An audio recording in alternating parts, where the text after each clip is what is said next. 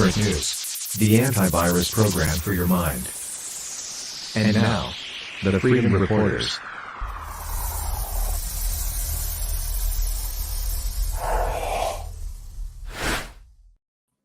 Good evening, everyone. I'm Rick Walker. This is the Maverick News Channel. You're watching the Freedom Reporters. I'm not sure if Brendan is joining us tonight or not. He has been having some computer problems. He was trying to get them fixed today. We have not been able to make contact, maybe because of his computer problems, but we'll wait and see if he's along. If he is, that's great. If not, we have some guests lined up tonight that will keep us engaged. First up, well, I'll tell you this. We have a very special guest, Lindsey Graham, also known as Patriot Barbie. She's going to be here, and she's not far away. So stay with us because her story is interesting. This is the story of a mom who knows how to fight back, a conservative, a Christian, a strong woman with a great story to share with us tonight that I'm sure that you guys will find inspiring. So I'm very excited to have her. But first up tonight, before we get to that and all the top news stories of the day, and let me just end that ringing on my phone, which I forgot to turn off. Let's bring in Brian Howell. We're going to talk about, hello, Brian, how are you tonight? Good evening, Rick.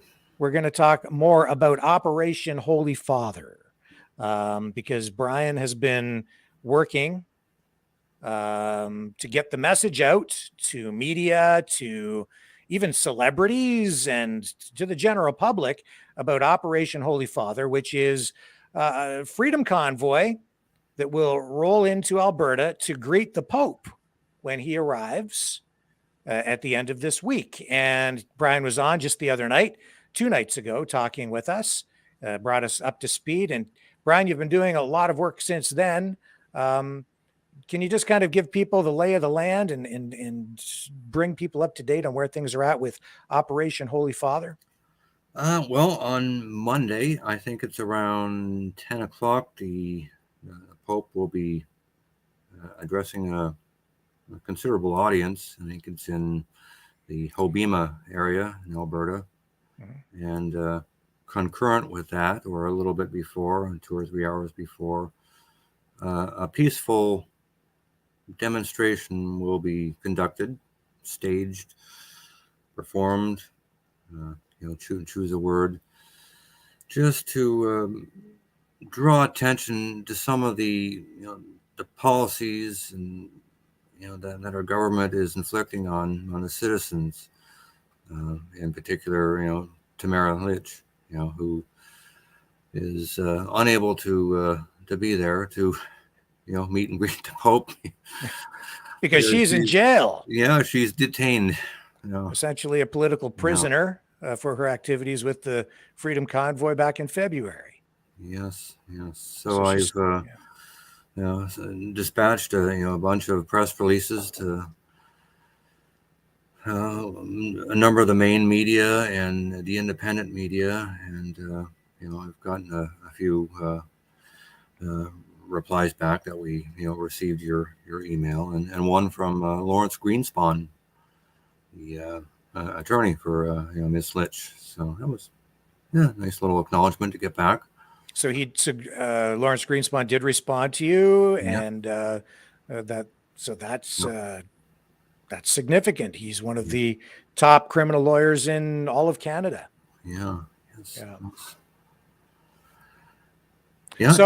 it will be a peaceful event, with some signs and placards, just drawing attention to some of the abuses that our government has inflicted on us over the last 6 months.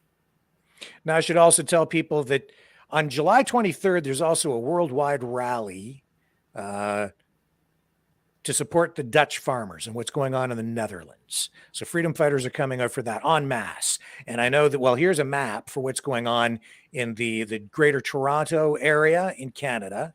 This is just one example of what's happening.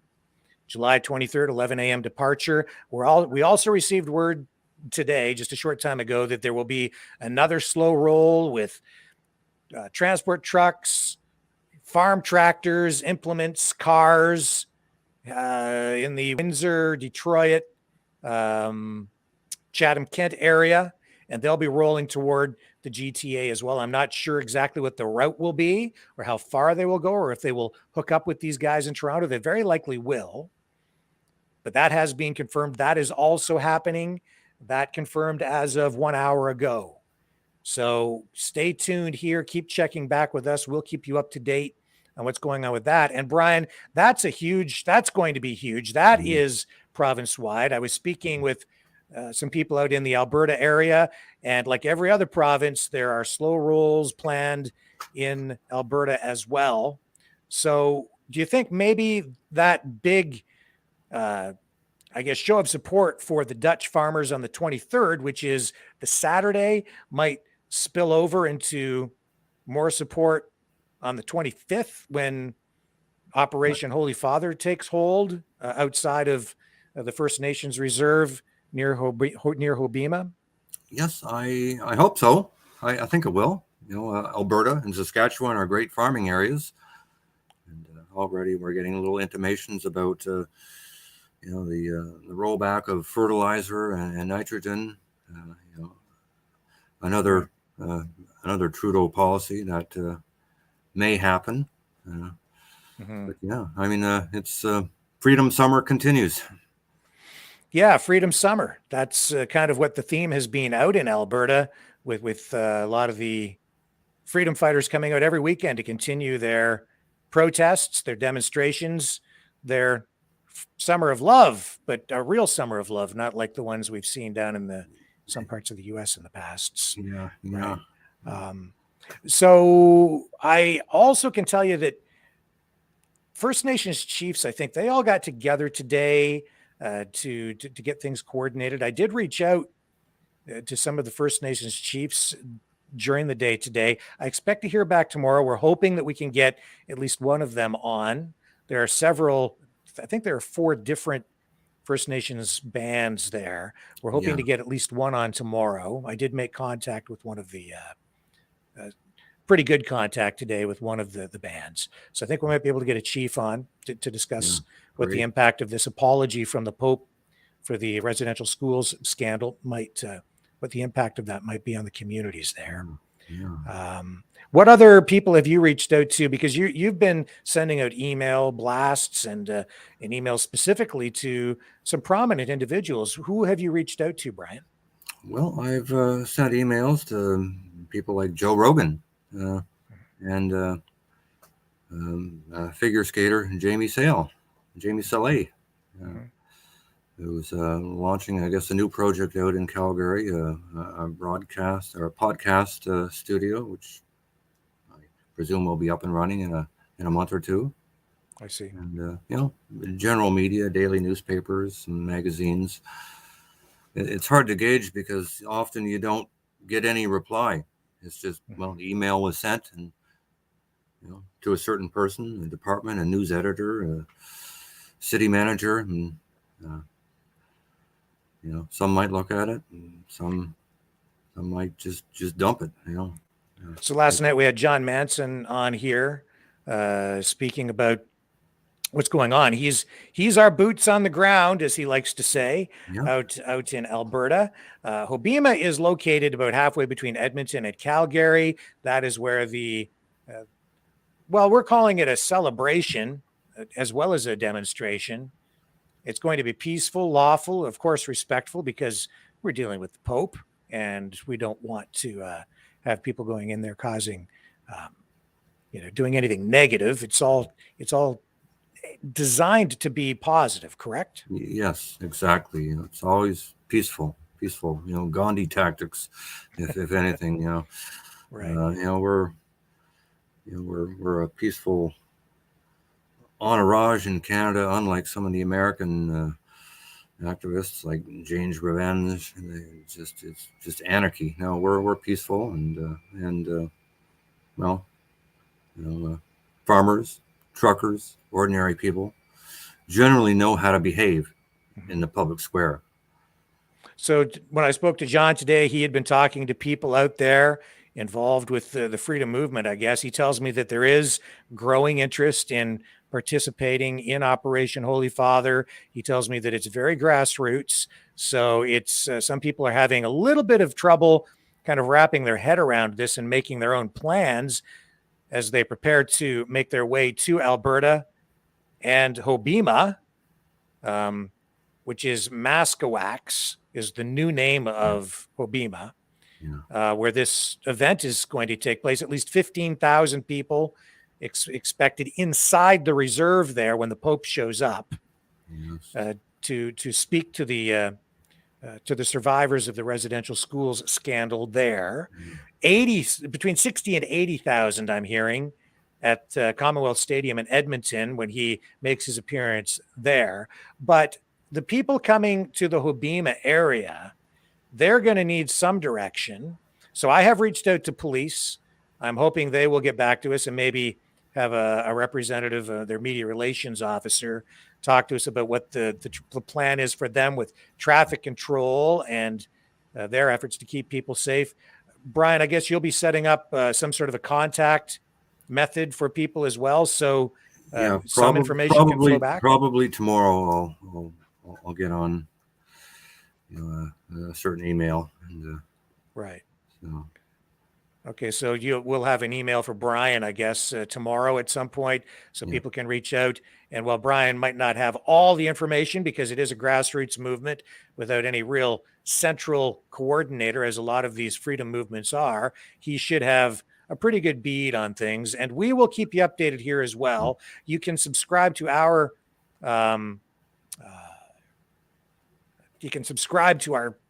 I guess our Maverick News channel at our website at mavericknews.ca. If you subscribe there, we'll keep you up to date as well. We'll share any information that comes our way, and you can count on us to make sure that you have the most up-to-date information as we get closer to the 25th and Operation Holy Father in Alberta. Brian, is there anything else you'd like to add tonight or think that I might be missing? No, I don't. Well, actually, I do. Not so much with Operation Holy Father. I was just doing a little bit of research about the residential schools and Canadian history in the past and the underlying reason why Pope Francis is coming in the first place. I read a book a few years ago and I glanced through it recently. It's called Killers of the Flower Moon, about the Osage tribes in Oklahoma, connected with hereditary rights of their oil wells. And it seems like what happened in Oklahoma was very similar what happened in Canada 100 years ago. It's just a travesty of imperialism and brutality, murder. It's just horrible. And don't forget the real reason why the Pope is going to Alberta. Okay. Well, we'll leave it at that for tonight, Brian. Appreciate you coming on and keeping us up to date on what's going on with Operation Holy Father. And we will have you back on through the week to make sure that people are kept abreast of the developments there and what we need to do to get people prepared. Okay. Thank you. All right. Thanks, Brian. You have a great night. Folks, when we come back, Patriot Barbie will join us. If that isn't enough to trigger a liberal, I just don't know what it would take, because that's just got all the elements of well, you know what I'm talking about. Lindsey Graham will join us right after this. Hello, world. Are you awake?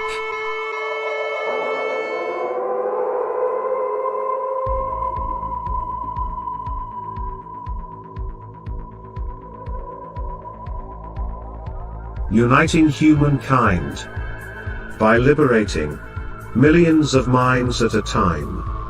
Maverick News. The world is watching.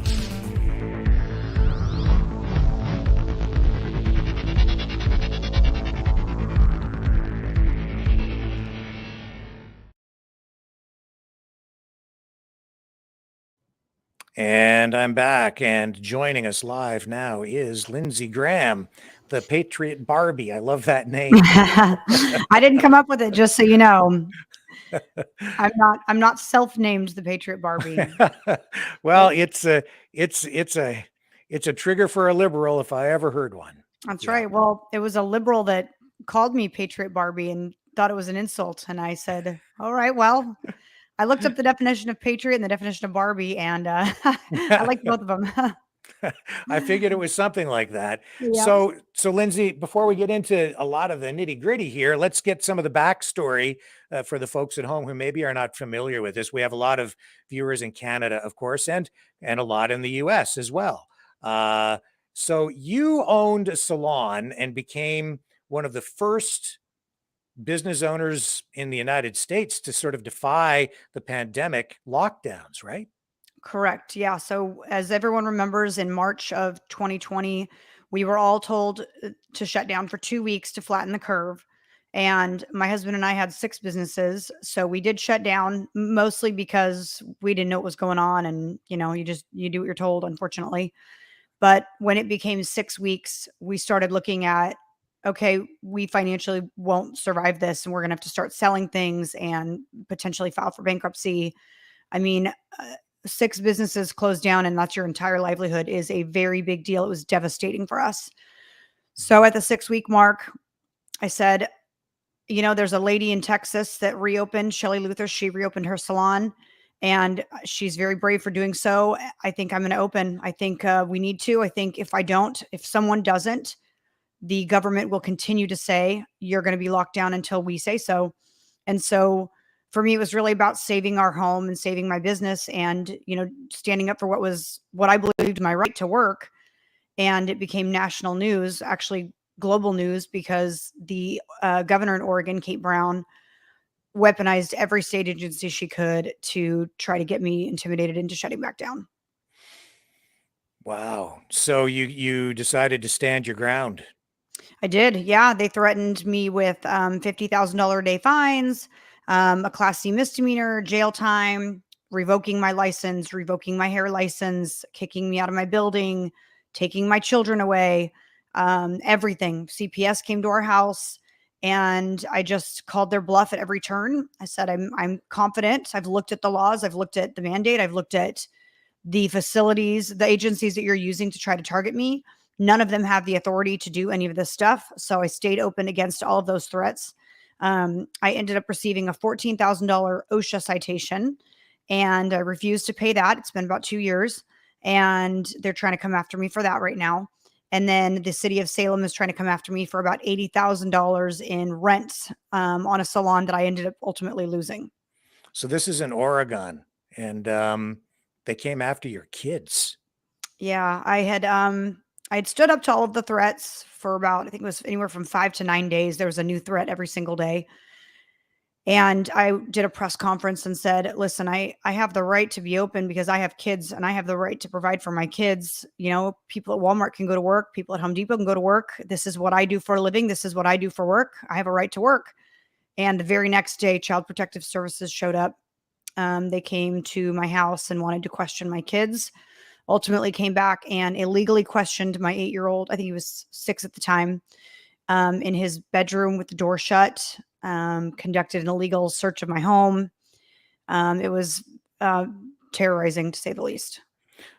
So this is making national news at this point. And I remember back in the early days of the pandemic, you must have been up against a lot of public pressure because people were so scared at that point. To be in your position, you must have had some people, just ready to rabid people, just probably criticizing you, right? There was a lot of hate from the left, a lot. They called me a killer. They made fun of the way I look. They made fun of who I was, what kind of mom I was. I must care more about money than I care about people's lives. Very, very hateful, very slanderous. I was started getting cancel cultured almost immediately. Negative reviews on Facebook, hate phone calls coming in, hate mail coming in, hate mail coming on email, Instagram, Facebook. They are vicious. However, on the other side of the spectrum is the right, who was thanking me and applauding me and encouraging me and praying for me. And those are the people that I paid attention to. Those are the people that kept me going. And when I believed that, there was a huge price that I was going to pay for this, I felt like it was worth it, because these people were now counting on someone, me, to fight back now and stand up for their rights. And I unknowingly put myself in that position, but seeing how much the American people needed someone to do what I had done, it was very encouraging, and it was the only thing that kept me going. So the pressure on your family must have been immense. Yeah, my husband was very, very supportive. He knew that it felt like it was something that I needed to do. He was grateful that I was willing to stand up. But there was a lot of stress in our home surrounding cancel culture and being afraid of, what the government was going to target us about. And, the hate that the city, just the community, was spewing at me.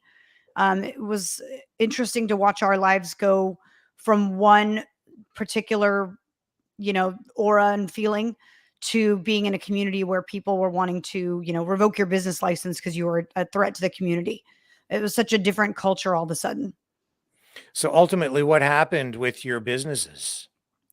Well, what ultimately happened was, when the George Floyd riots started, BLM said on Facebook that they were going to burn my salon down. And I did a call to arms, and about 400 patriots showed up downtown. We stood outside with our Second Amendment rights, and we created a barrier between the downtown small businesses and Antifa and BLM and rioters. And no shots were fired, no windows broken, nothing was stolen. But the community turned on me and said, "You're a white supremacist, you're a white nationalist, you're a racist, you care more about money than Black lives." And ultimately, that really led to the cancellation of my family, my businesses. We ended up leaving the state. We sold our new home that we had just built, closed our businesses, and moved to Arizona, because we didn't believe, we knew our kids were not safe in Oregon anymore. Neither was I. I was getting death threats, and my salon is in the heart of downtown with all window front. So I was losing my business due to cancel culture, but also now we had the government threatening to come after our kids, and now cancel culture threatening to come after our kids. So we left for Arizona, and bluer skies and greener grass, and it's been beautiful, actually. So you're in Arizona. You've been able to kind of get reestablished there. How are things going? Yes, so we did not want to open businesses here because, again, the media was following me. They wrote a slander piece on me as soon as I moved to Arizona. And we just knew that if I did anything and promoted it, that cancel culture would be the first to come after me. And so we started doing real estate investment, doing things that we don't count on anyone else to do for us. I don't have to worry about employees leaving. And we don't have to worry about 5-star reviews on Google, 1-star reviews. So I just embarked on an adventure in politics. I mean, God really showed me that he had used me for a purpose in all of this. And the last 2 years has been a journey, kind of finding my identity in Christ and my identity in politics, and using my voice to speak up for other moms and other conservatives for what's right, and how to stand up for ourselves and for our families. All right. So this, so you got a podcast, you've got your book that came out. So you've been very busy, and you don't need the media to give you profile now, because you're generating it yourself. Are I you guess making so, yeah. Yeah, are you Well, making it? Are you making a difference, do you think? I hope so. I mean, I believe that what I'm doing ultimately is what God has called me to do. And so I know that he's not doing anything in my life in vain. So I believe I must be making a difference. I've gotten very encouraging emails recently with a lot of the media surrounding, my podcast and my book. So it's nice to know that, using such a negative thing that happened to me, and God turning it to good. I mean, not many people can speak up as loudly and boldly as I can, but I can do that because I've been canceled. I can do that because I have nothing left to lose. And I did lose everything in this journey. So now I believe it's my purpose, and it's my my anointing and my calling to use that for God's good and glory and to speak up. Right. So this is your website, which is patriotbarbie.com. And that was a picture of your book there. Can they go? I guess they can Yeah. go to your website to buy your book. They can, yes, they can buy my book, and every book that I send out is signed. That's awesome. So Yeah. what's the focus of the book? Is it sort of the story that you're sharing here? Yeah, it's the focus of the book is, and God very clearly called me to write this book. It was about a year after I moved to Arizona, and I sat down to write it, and I thought, well, this isn't going to be a very good book. It's like reopened against the mandate. I was harassed by the government for 10 days. I stood up. Here's what happened. But as I was writing it, I was trying to tell readers how I believed God had prepared me to be this person, right? We'll call her the Patriot Barbie. Mhm. And I have lived a very colorful life. I made some very poor and disturbing decisions in my 20s. And I always wondered, all right, Lord, how are you going to use those for good? And as I started writing this book and trying to tell people about God preparing me to be this strong person to endure this cancel culture and everything that came with it, I found myself having to write those really hard stories that I would never want read, and yet now they're in a book. And I had to give it to God and say, okay, I mean, if you want this out there, you're using it for your glory. This must be it. And the book ended up kind of being my testimony, my life story, how I became the Patriot Barbie, um, how God is using everything that I've done in my past to have created me to be the person that He needs me to be in this time. Yeah, well, these are difficult times. Um, are you optimistic, pessimistic about where things are going? Things are going terribly. They're going terribly. Optimism or pessimism makes no difference. However, I believe that God is on the throne. I believe that we ultimately should do everything that we are called to do in this fight. However, it is not going to be me who saves the nation. It's not going to be Trump. It's not going to be any politician. It's going to be Jesus Christ. It's going to be a nation that finally hits rock bottom and falls on its knees and says, "Okay, we took you out of this, God. We better get you back because it is failing without you." Mhm. You've been getting a lot of media attention. Like this stuff dates back now a couple of years, and Mm. it's been a progression since then. But I know that you were even just on the Alex Jones show, Yeah. right? Yeah. It's every, I mean, I'm serious when I say I had no control over what was happening to me in Oregon. When I started getting cancel cultured and had the government looking into everything I was doing, I just sat in my car and said, all right, I can't fix this. There is no way I can fix it. So this has to be in God's hands. It has to be what He's doing. So I give it all. I give it up. I surrender my life to you. And every day I wake up and say, whatever you have for me today, Lord, that's what I'll take. And out of nowhere, these beautiful connections will come with, the producer of InfoWars that says, hey, even though your story is 2 years old, we want to have you on. And I just go, okay, I'll fly to Right. Texas. And I just have to believe that those kind of connections do not happen normally. They don't happen naturally. They're hard to get. It's hard to get on InfoWars. And when you've got a much bigger power orchestrating your life and opening doors for you that you can't open yourself, and being the greatest networker of all of history, um it's an easy job. I mean, I sit back every day and say, all right, Lord, I'm here for whatever it is that you want me to do. And what He's doing is not a career in hair again. It's not a career in real estate. It's be a voice for the broken, be a voice for those who need strength, for conservatives, speak out about what's right, no matter what it costs you. And as I do that, I see more and more doors open because I believe that God is showing me favor for obeying. You're involved now in the information war. How do you view the information war, and how important is it? Are you referring to sort of the media kind of Yeah, not you're telling the truth and everyone else trying well, to tell the truth? right, and you being involved in the media now with your podcast Mhm. and your book. I mean, all of these are forms of communication, and it's all part of the information war. Yeah, I feel very unfit for this calling. I feel very uneducated. I am very much your typical mom, wife, entrepreneur. What really feel called to do is use the gifts that God gave me, like networking and being able to be on camera, and not be shy, not be scared of who I am or saying the truth, but also using that platform to give other patriots a voice. I think that there are not enough people sharing the airwaves with people who really need our support, the people that are on the front lines fighting the private silent wars. And I have those people reaching out to me on Instagram, on Facebook all the time. And to me, they deserve the airtime. They deserve the credit. They deserve the notoriety. I know they don't always want it, but they deserve a platform to get their story out, because they have sacrificed so much behind the scenes. And that is these people are really who's fighting the good fight in America. Well, all over the Mm, world. yeah. So you have what do you have? A YouTube channel and some podcast channels. How can people find, the different things that you're producing?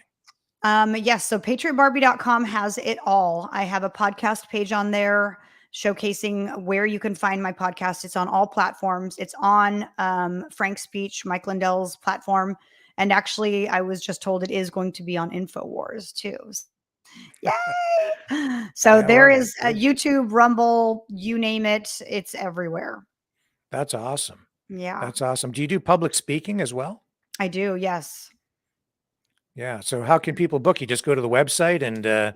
reach out Yep. to you There's that a way? there's a book me page with my speaking, like an email you can reach out to book me to speak. Yeah. When you stood up to that mob and you had those people come out to support you and they had your back, how serious was that situation? Not just for you, but for the town. It was pretty serious actually. I didn't realize, and at the time I didn't realize my reach, but that post had been shared 50,000 times and 400 people. I'm surprised that only 400 people showed up, but um, I showed up. I was armed and stood outside my salon, and um, it wasn't at all, of course, for publicity. Most people didn't even recognize me out there in all my gear.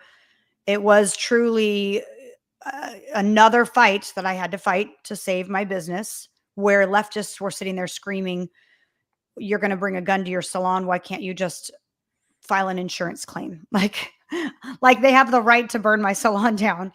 And the next day, we all saw that, most of the metropolitan cities across America were burning. Chicago, Portland. Someone at the police department called me and said, "I will never go on record saying this, but if you had not done a call to arms, Salem would look like Portland." And in Portland, every small business had been looted, windows broken, if they weren't boarded up. People were injured, people were getting shot and killed. Entire neighborhoods were burning. And some of my friends in Portland had to actually evacuate their homes. It was so violent. And hearing that that call to arms had made a difference, and it had made a difference for the business owners. I had the business owners saying, "Thank you for doing that." I was out of town. I was worried that my business was going to be burned to the ground. Thank you for sending men and women over to my business to protect it. And, again, that's the right side saying, "Hey, thanks for doing that. You protected us." And then the left saying, "Oh, you're a danger to society and you're a threat to this community." And it was a bigger deal than I anticipated, but it was something that needed to be done. And now we see that in most of these cities, it's something that should have been done. Yeah. We need to be I protecting ourselves. We can't count on big government. We can't count on government at all. We can't count on always organizations. We truly need to take a part in protecting our own rights and our own freedoms and our own possessions. Yeah. So you're a big advocate for gun rights then. I am. It Yeah. it now officially has saved my business. So, I mean, to an extent before cancel culture. But yeah, And I some mean, of the the last thing I needed after fighting the government for weeks was to walk into a salon that had been completely demolished, burned to the ground, and all of my, hundreds of thousands of dollars in equipment stolen. And, I didn't deserve that. So and no one and deserved during that.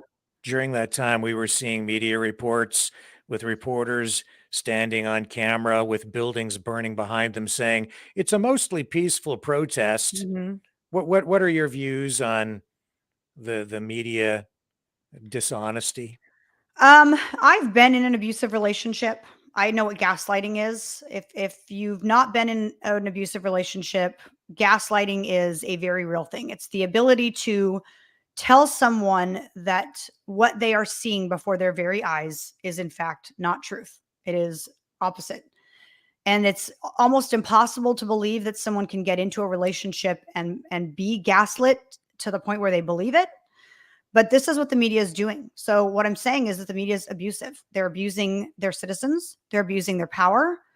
They are abusing us. They are gaslighting us. They will show you a burning building and say it's peaceful. I mean, why even show the burning building? If you want to manipulate us and lie to us, show us a part of the protest that actually is peaceful and say it's a peaceful protest. But the fact that they're throwing it in your face, they are showing you their own lie and then feeding it to you, believing that you are indeed so stupid you can't discern for yourself that what they're showing you isn't true. And that type of manipulation, if we get to a point where we're believing that, is terrifying. And why is it so important that they do it, is my question. Why is it so important that we believe a complete fabrication? Why is it so important that you brainwash us to the point where you can show us a purple cow and say it's a blue horse and we go, maybe it is a blue horse. That I don't want my brain to ever get that gaslit again. I don't ever want to be able to be that manipulated again. And people have got to turn off the news. I mean, they've got to before you actually are brainwashed. We saw that very thing happening in Ottawa back in February with the Freedom Convoy. Were you aware of what was going on in Canada with the truckers up here? Um, Absolutely. Yes. what were you thinking about that, and what do you think of it now? I think that it was incredible to watch what I knew was happening, which was truckers standing up for freedoms and peacefully protesting, right? And the media saying that it was violent, that they were causing a ruckus on the streets and on the freeways, and that Justin Trudeau had to run for his life and hide from truckers. I mean, what, they're going to plow through the building? I don't know. I didn't see that happening. So um, it was humorous to say the least, because I didn't need to even see what was happening to know that if the media says it, it's probably not actually happening. They're probably lying. But to watch them manipulate the situation like that and think that, well, if we tell Americans this is what's happening, they'll believe it. Most of us aren't buying it anymore. Hmm. Yeah, well, had live video feeds running here throughout. We were showing the world, or at least the part of the world that was watching us, exactly what was happening, unedited. And then you tune into the CBC or CTV or Global or any of the other major Canadian networks, and they're showing people making heart symbols with their hands, calling them white domestic terrorists. Right? Oh, It's like, gee. like it blew my mind. So it's very much the same thing. But I think we're further along here in Canada down that dark dystopian road Mhm. than you guys are in the U.S., which Yeah, might be hard for you to believe. Well, maybe we're not, because you've had I think you've had more violence down there than we've had here. we've got a lot of angry people. And again, I think it just goes back to taking God out of everything. I mean, everything.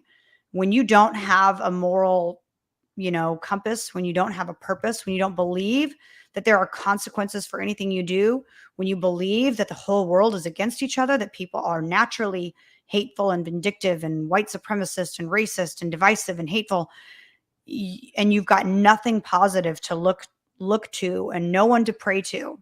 I mean, of course you're hateful, of course you're depressed. And Obviously my platform is not, I'm the sweet, loving Christian. I mean, I'm the aggressive hellfire, outspoken Christian. But if these people don't figure out that all of this started when we started taking God out of everything, we're not, there's no fixing it. Mm-hmm. Mm-hmm.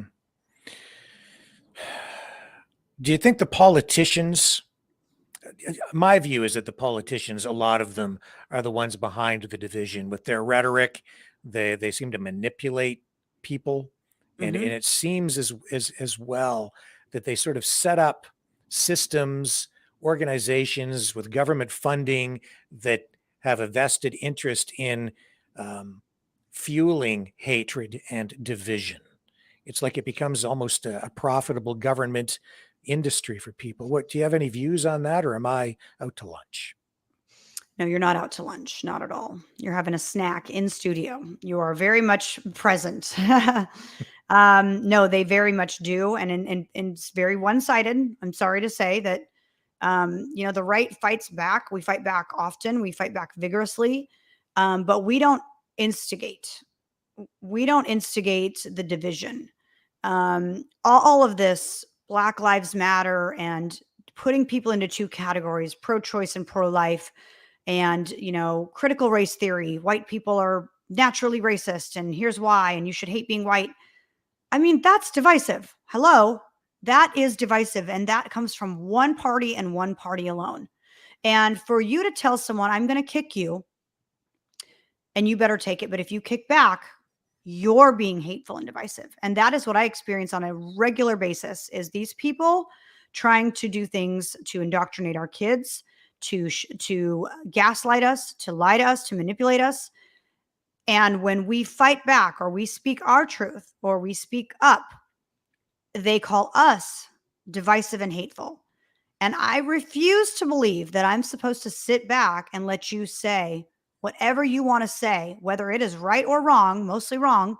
And I believe that what I need to say to refute that is right, but I better not, because, I don't want to be divisive. I guess we should all unify, which means I should give up my morals and values, sink down to your level, give up my morality, give up my rights, give up my freedom, come down to you, and then we'll be unified. I don't think so.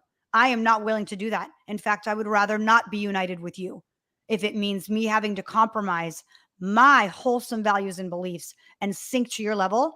Then I don't need to be unified with you. We can be separate till the ends of the earth. Because you know what? You go your way and have fun with that. We see in blue states. Have fun with that.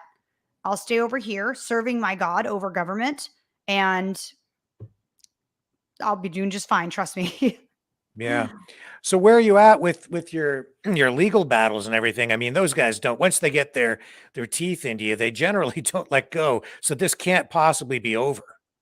It's far from over. I'm still fighting the OSHA citation for $14,000. They're trying to come after me for 9% interest on that. They're claiming that they're going to garnish my bank accounts and put a lien on my home. They sent me to collections for $80,000 for my salon back rent that I had to close. However, I have retained a new attorney, and this week, I believe, we will be announcing a lawsuit against the state of Oregon and all of the organizations in Oregon that came after me, targeted me, including Kate Brown in her personal capacity. So, offense. I'll just ask for your opinion on this. Did any of what they were, did any of the lockdowns in any way make sense? It clearly, right? There's no way that what they did was helping to protect people from a virus. No, I mean, no, not in any way. And that was clear right away. That's what made me so alarmed that people were still buying it, because it was so clear right away. I had a salon with 25 stylists. I said I was reopening. Only 5 people in my salon, 5 stylists, said we will come in and work too. And no one was, by the way, the other 20 were not afraid of COVID. They were afraid of the government retaliating against them, which is what happened. Yeah. So 5 people wanted to come in. We wanted to do I don't know, 5 clients a day. That was, by the government standard, dangerous, irresponsible, illegal, not true, and worthy of retaliating and punishing me. At the same time, Walmart was open, Home Depot was open, Target was open, even porn stores were open in Oregon. And here the government is saying publicly, Lindsey Graham is a danger to this community. She's irresponsible. This is a publicity stunt. She should not be open. Her salon is dangerous. And I'm saying, you know what? That would be believable if everything were closed down, everything. But if you think Walmart can be open and 500 people can be in there touching everything, sneezing, no, mask free, breaking all the rules, there is no way that I can believe that I cannot be safe in my salon. And the more that it went on, the more vindicated I became with my decision to reopen. And I realized something, first of all, even if COVID was incredibly dangerous and killed millions of people, and it was dangerous for me to be open, I still had a right to be open. I still had a right to open and risk killing people. I did. Everyone does. We all have the right to decide for ourselves. If I believe that this virus is dangerous, I'm not going to go get my hair done. I'm not going to go to your salon. I'm not going to go to Walmart. I have the freedom to stay home. Now, no one ever contracted COVID in my salon. No stylist and no client. No one died. No one ever had COVID, even open against the mandates and mask free. I never enforced masks either. So my own science won that I did have the right to be open. 2 years later, we are seeing that all the hate, all the violence I endured for being open because I was a killer, none of it is validated. None of it. Well, here in Canada, we're seeing the government. I think they're trying to position everything so they can go into more mask wearing and more mandates and more restrictions as we head into the fall. They're certainly generating that kind of rhetoric here again. The virus, there's a new form of Omicron that's sweeping the nation. Case counts are up. What are you seeing down in your area? Are there still efforts underway in that same way to take you back down that road? I think that they're hinting at it. I think a lot of it depends on Trump. If Trump announces that he's going to run, they're gonna lash back at us. It's like punishing children. You guys still aren't obeying, so we're gonna put you in timeout. The interesting thing is that I'm not paying attention. I don't care. I'm not going to shut anything down. I'm not going to stop my life just like I did before. I'm not going to obey any mandates. I'm not going to mask up. My kids are not ever going to mask up, ever. So we will do what we need to do as a family to continue to live our life as normal as possible. And if they're going to do it, I wish them the best of luck. Not really, because I don't think people are going to comply again. I don't think people are willing to allow this to continue, because fool me once, shame on you. Fool me twice, shame on me. I think that anyone who complies with these mandates, again, has no one to blame but themselves. Mm-hmm. Do you think it was some sort of an assault on small businesses generally? Was there some larger movement or strategy afoot? Of course there was. And this is my theory on it. Small business owners are critical thinkers. They're independent. Most of the time, we don't have to answer to anyone because we own our own business. So when they targeted small businesses and said, you guys have to shut down, they ruined a lot of small businesses. A lot of people have closed permanently. So now, let's say you've got a small business owner that originally said, I'm not going to enforce mandate. I'm not going to enforce masks on my employees or my clients. I'm just not. I don't believe in that. Well, that person lost their business. Now, not only do they not employ those people and express those freedoms, they probably have a job where they are now working for someone else. And that person says, well, we do enforce masks and you are now privy to that enforcement. You've got small business owners that now do have to answer to someone else. They have to. They now are the slave. They are now enslaved under the mandates, whether it's vaccine or mask or any of the government closures, lockdowns, stay home, stay safe. You took a wide range of people who normally would be non-compliant and you forced them into compliance by putting them underneath in the workforce now. Where did you find the courage? Well, two answers. I think you know one of them, but two answers. The first one, I didn't think what I was doing was courageous. I did not expect it to be in the news. I did not expect it to change my life forever. I probably would have not done it if I knew what it would have turned into, but I'm so glad I did. If I knew what was coming for me by doing this, I may not have done it. But I believe that the Holy Spirit was working in me. The Holy Spirit was presence, whether I was asking for it or not. I believe that God sort of orchestrated this whole situation, was using me, was pushing me into my purpose without me knowing and without me even consulting him. And he has created me to be the kind of person that is courageous enough to withstand the fight that I'm about to fight. Mm-hmm. You mentioned that when you were younger, you made some bad choices, as just about everybody does. At what point did you really start to find your path forward? Let's see. I hit rock bottom probably about 25, 24 years old. And God started freeing me from some of the chains that I had wrapped myself in. And I started back on a much better path. Not really a righteous path, but a better path. But this whole situation is really what's brought me back to serving the Lord. And I think that if nothing else comes of this, that alone is worth it. He brought me back into his grace and into his favor and is using me to do something bigger and better than, like I say, hair extensions, doing hair. And that alone is extremely glorious and it's extremely gratifying. It's interesting you say that. It seems to me that a lot of people have uh, inadvertently found their way to some sort of a spiritual enlightenment or found their way Mhm. to God in their own way through this pandemic. Have you experienced that as well? Are you witnessing that?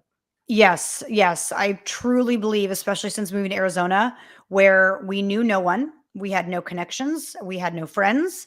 And within months, within 6 months, I had built a bigger network in Arizona with like minded people than I had built in Oregon in 20, 25 years. I believe he was, whatever he does up there, he's wiggling his little magical god fingers and making things happen and orchestrating beautiful connections and meetings, and he is building an army. And I think if people are getting in touch with God and praying about their purpose, they will find that God is doing big things right around them that they could be involved in, people that they could meet, organizations they could get in activated in. And I think anyone who isn't is missing out. This is the experience of a lifetime. These are really crappy times, but what an incredible journey to be alive in this time. What an incredible thing to experience, to be part of a movement that is unlike anything that's ever happened before. Mhm. I'm seeing many Canadians where I live pick up and leave, getting out of the country because things are so bad here. Is Arizona a safe haven? I'm seeing people here are going to Mexico. A lot of people here are leaving for Mexico, which I never thought I'd see in my lifetime. I know some people are going to Florida. Mhm. Is Arizona safe? Is it better than where you were? Oh gosh, yeah, night and day. Arizona, I would say the top three conservative states are Arizona, Texas, and Florida. we have a candidate, Carrie Lake, that's running that for governor, and I believe she's going to win, and she is Trump endorsed. She's going to be incredible. She's a freedom fighter. I think that there is nothing wrong with needing to flee a place where you can't be happy, where you can't have your freedoms, where you feel suffocated. When I left Oregon, I was accused of running from the fight. But when I got to Arizona, what I discovered was, oh, I'm still in the fight, but now my kids are safe, so I can fight harder. I didn't want to fight in Oregon. I was tired. I was exhausted. I was scared. I didn't want to leave my house. And when I got to Arizona, I felt like, okay, I had found my safe haven where I could fight harder because I knew that I could keep my family safe here. So yes, Arizona is incredible. And when you say fight, maybe you can define exactly what it is you're fighting for, because people here, including some politicians of late, keep throwing the word freedom around pretty loosely without really defining it. So Mm. what does all this mean for you? What does freedom mean for you? What exactly is it you're fighting for? Freedom means to be able to make medical, religious, daily decisions for my family and myself without a big government tyrannically overreaching and taking those rights away from me. And I did not believe that our freedoms were being infringed on at all until the lockdowns, when they hit me hard. And I said, living in a world where you tell me, the government tells me that I'm too stupid to make my own health decisions and that you need to make them for me. I'm not comfortable with that. I'm not okay with that. I don't agree with that. And so anything that involves standing up for my ability as a human to make my own medical decisions without interference, make my children's medical decisions without interference, make faith decisions. I don't want my churches closed down. Being able to control my own body in every which way is, to me, freedom. Being able to make money, life, liberty, and the pursuit of happiness. I mean, all of those original things that we were promised, and anything that goes against that, to me, is tyranny. Up here, people sometimes will say to me, well, what freedoms have you really given up? Most of the mandates, or they'll say all the mandates have been dropped, which is not true at all. Or you don't have to wear your mask in a store anymore. But, up here, they're using pretty heavy-handed coercive tactics Mm-hmm. to get people to get the thing in the, the shoulder. Yep. Uh, What would you say if someone said that to you, and maybe they do down there too? What's your response to that? My response, first of all, is, if this is so good for us, if this is, human beings are naturally good. We are born good. We are born innocent. We have the Spirit of God in us naturally. If this was so good for us, we would choose it. We would go out and we would get it immediately because we do care about our fellow humans. But if it's that great, why do you need to give it to us for free? Nothing else in healthcare is free. How ironic is this? You have to give it to us for free. You have to bribe us to get it, threaten us to get it, coerce us into getting it, and then tell us we're selfish if we don't get it. If it worked, you wouldn't need to do any of that. If we trusted it, you wouldn't need to do any of that. And the more you tell us, the more you gaslight, the more you shame, the more you coerce, the more you blackmail us into it, the less likely I want to get it. The less likely most people want to get it, because we say, okay, why is it so important to you that I get it? That's what I want to know. Why is it so important that I do this? And don't say it's about health, because we already know it's not.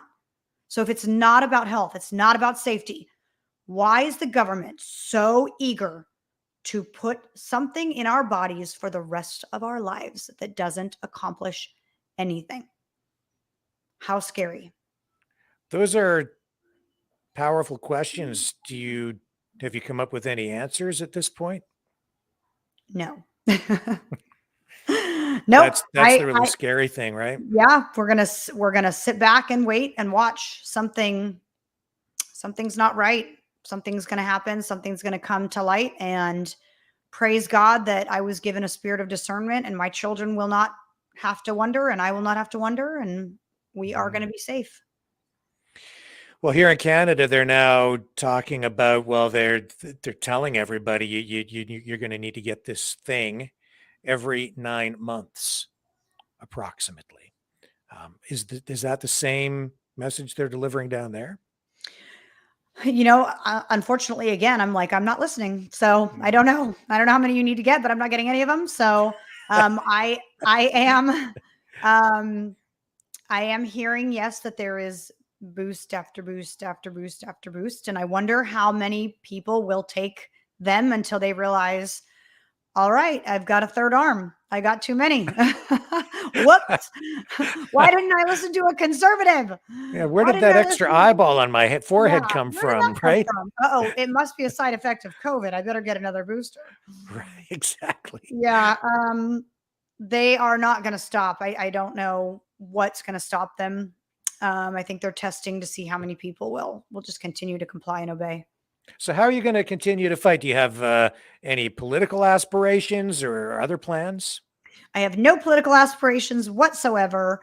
I am asked constantly if I'm going to run for office. The answer to that is I have no desire to run for office. If I wake up and God tells me to run for office, I will obey. Pray that doesn't happen. I think that I'm supposed to be a voice, so I'm going to do my podcast. I'm going to keep doing book signings and selling my books. I will speak where I'm asked to speak, and I will be a networker in the movement, help who I can help. It's a full-time job, a thankless, unpaid full-time job, but I love it. Yeah, yeah. How far does your network, has it taken you? Are you you must get people from all over the world connecting with you now, not just in the US. It's pretty majestic, actually. When my story broke 2 years ago, I was getting messages from someone in India, which I thought was just so wild.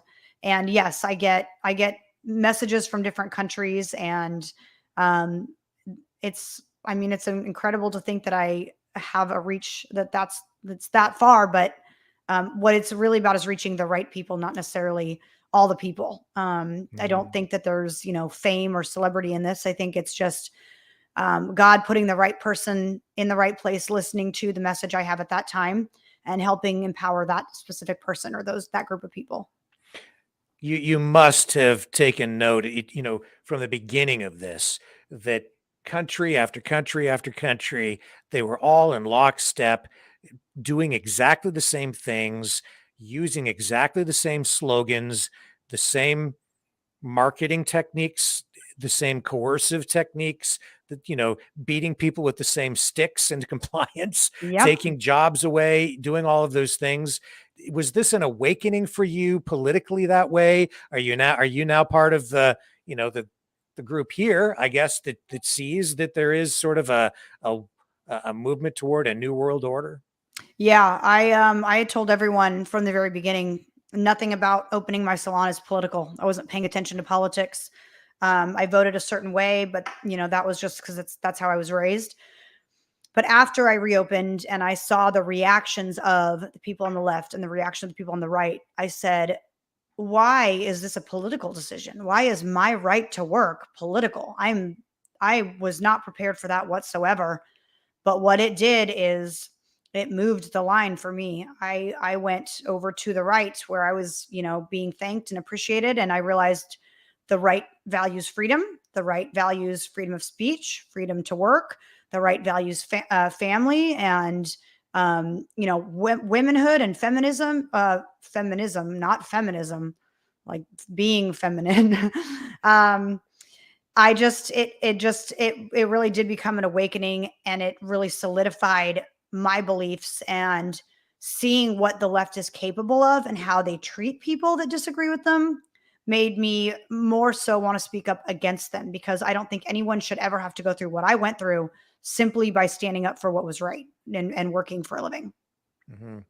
you used Donald Trump's name once so far in this this interview. What are your views on Trump? Because the reason I ask is there's in our group here, the people who tune in every night, a lot of Trump supporters for sure. Mm-hmm. But he's the guy who came up with Operation Warp Speed. He's the guy who gave us the vaccine. And everybody is saying, is he going to run? And what are your views on that? Has the vaccine helped him? Has it hurt him? Does it matter? Just give me your views on Trump from a perspective where you're at in Arizona versus, what we're seeing up here. Well, I thought Trump was a great president. I would love for him to be our president again. I think he ran the country well. And I think it's very, very clear that we are in a much, much worse position since our newest fake president. And I think the fact that they had to steal the election from him tells us a lot about what he does for our country, because they don't want him in leadership. I always feel like I have to tell people, Trump is not my savior. I love him. I love what he did for our country. I would vote for him again. I did vote for him twice. And, but he is not going to save this country. I still believe God is bigger than Trump. And I think Trump even knows that. I don't worship him. But when it comes to someone leading this country and running this country, I would prefer it to be him over anyone else in the world. Mm-hmm. And yes, I think he made mistakes. I think maybe he didn't even realize the extent of what the lockdowns were supposed to be and the vaccine mandates were supposed to be. And again, a lot of conservatives will rise up against him for, quote, pushing the vaccine, but he never pushed it. He just said that he created it. Here you go. I took it. Here you go. That's not pushing. That is providing people with an opportunity, which we all have the right to see and then either accept or reject. That's freedom. Yeah. And if we start dividing ourselves between teeny tiny little subcategories of beliefs and start dividing our own huge group, we're not powerful anymore.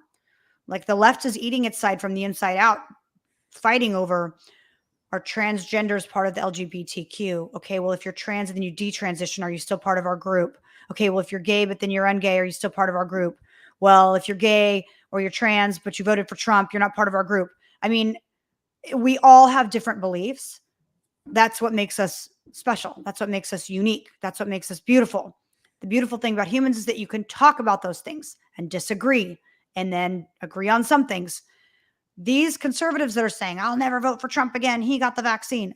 Okay, so you are a fascist. You are tyrannical. You don't think Trump has the right to choose for himself to get his own vaccine that he pushed out? I think he does. Do I wish he wouldn't have? Sure. But I am not going to micromanage the mini beliefs within our system, within our side, and weaken those lines so that we are not united and we are not strong, because we need to stick together to fight back against the left. Mm-hmm. Mm-hmm. So, what's the next thing for you now? I don't know. I'm going to ask God tomorrow. I'm going to go to sleep, wake up and ask God. I'm going to keep selling my book. I've been doing a lot of book signings. I've been booked for book signings. I am just starting to record my podcast that's rebranded, the Patriot Barbie podcast. I have some great guests coming up on that. I think that's going to be my next big adventure, is really dialing the podcast in and finding my groove there. Yeah. Do you do it alone? Or do you have a co-host? I did have a co-host and we separated. So I'm doing one on my own now. I see. Okay. Yeah. So that's pretty cool. Yeah. Can you tell us a little bit about your family? Because I don't know really anything about it, and I just kind of like to know what your kids and your husband and or whatever your situation is. So when I opened up against the lockdown, I had 3 kids, 6, 4, and a 6-week-old. And that is a lot of the reason why I reopened, is I had to provide for those children. And now those kids are 8, 5, and 2. So I've got my hands full. I am raising them to be strong, God-fearing little lions, and they don't wear masks. They don't believe in masks. They believe in freedom. And to me, that's one of the most important jobs I have, is making sure that these kids are strong enough to fight this fight when I'm gone. Mm-hmm. Yes.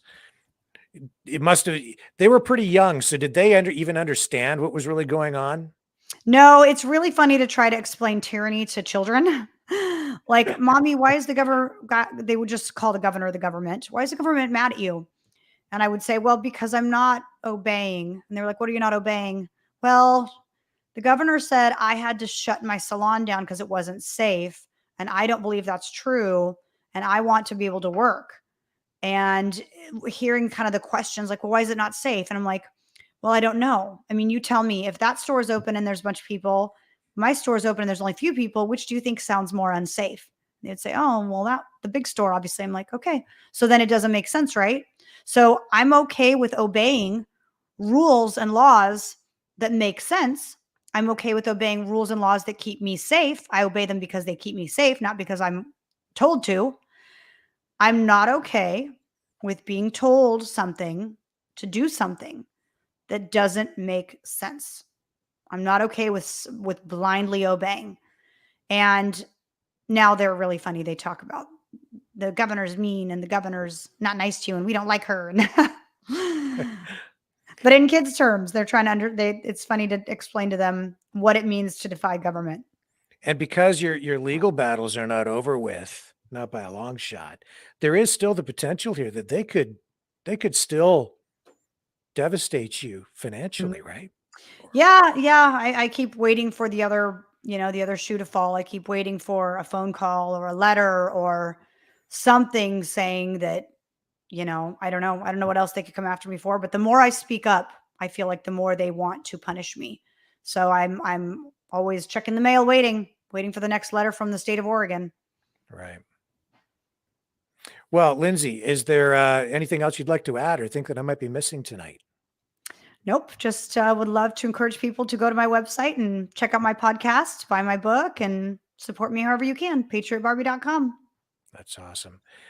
Ladies and gentlemen, Lindsey Graham, Patriot Barbie, so named by the left and now worn as a badge of honor, which seems to be a common theme among those of us who are freedom fighters these days. Lindsey, thank you so much for joining us on the program. It's been a real privilege and I think an inspiration for everybody here tonight. Thank you very much. I appreciate you having me on. I very much do. Okay. And there you have it, ladies and gentlemen. Lindsey Graham, Patriot Barbie. We'll take a brief break, and when we come back, I'll do my best to navigate through the rest of the show without my co-host Brendan, who I guess is off tonight. So let's roll this promo, shall we?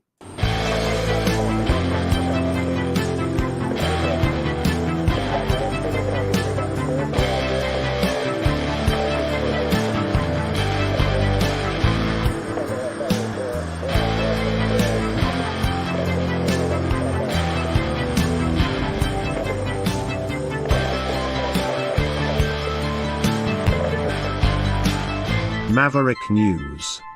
Fighting for freedom. The New World Order. Government overreach. The Great Reset. Mainstream media lies. Now more than ever, independent voices are needed. Donate now, at freedomreporters.com. That's freedomreporters.com. Maverick News. The antivirus program. For your mind.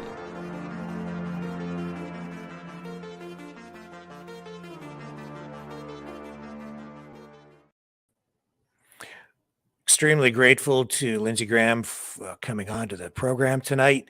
Her story is incredible. Incredible. Can you imagine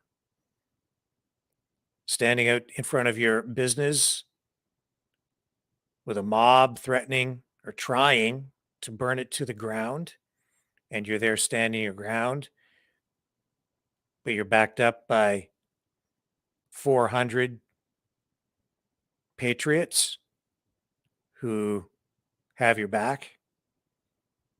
How scary is that? That takes real courage, and she continues to fight. It's a war that is far from over, folks. But it was our privilege to have Lindsey Graham on the program tonight. Our Prime Minister, on the other hand, is continuing his path down, continuing his journey and the country's journey down another path. And today he was, of course, talking about the environment again. He made an announcement in Bowen Island, British Columbia, where he outlined the next phase of the Canadian government's Oceans Protection Plan. The expanded plan, which includes a $2 billion investment previously announced in the 2022 federal budget, establishes 15 more measures for ocean protection initiatives and bolsters partnerships with Indigenous communities. So he had a news conference. He was there with federal ministers Omar El-Gabra, transportation minister, fisheries and oceans minister Joyce Murray, and the member of parliament for West Vancouver Sunshine Coast, Sea to Sky Country, Patrick Weller.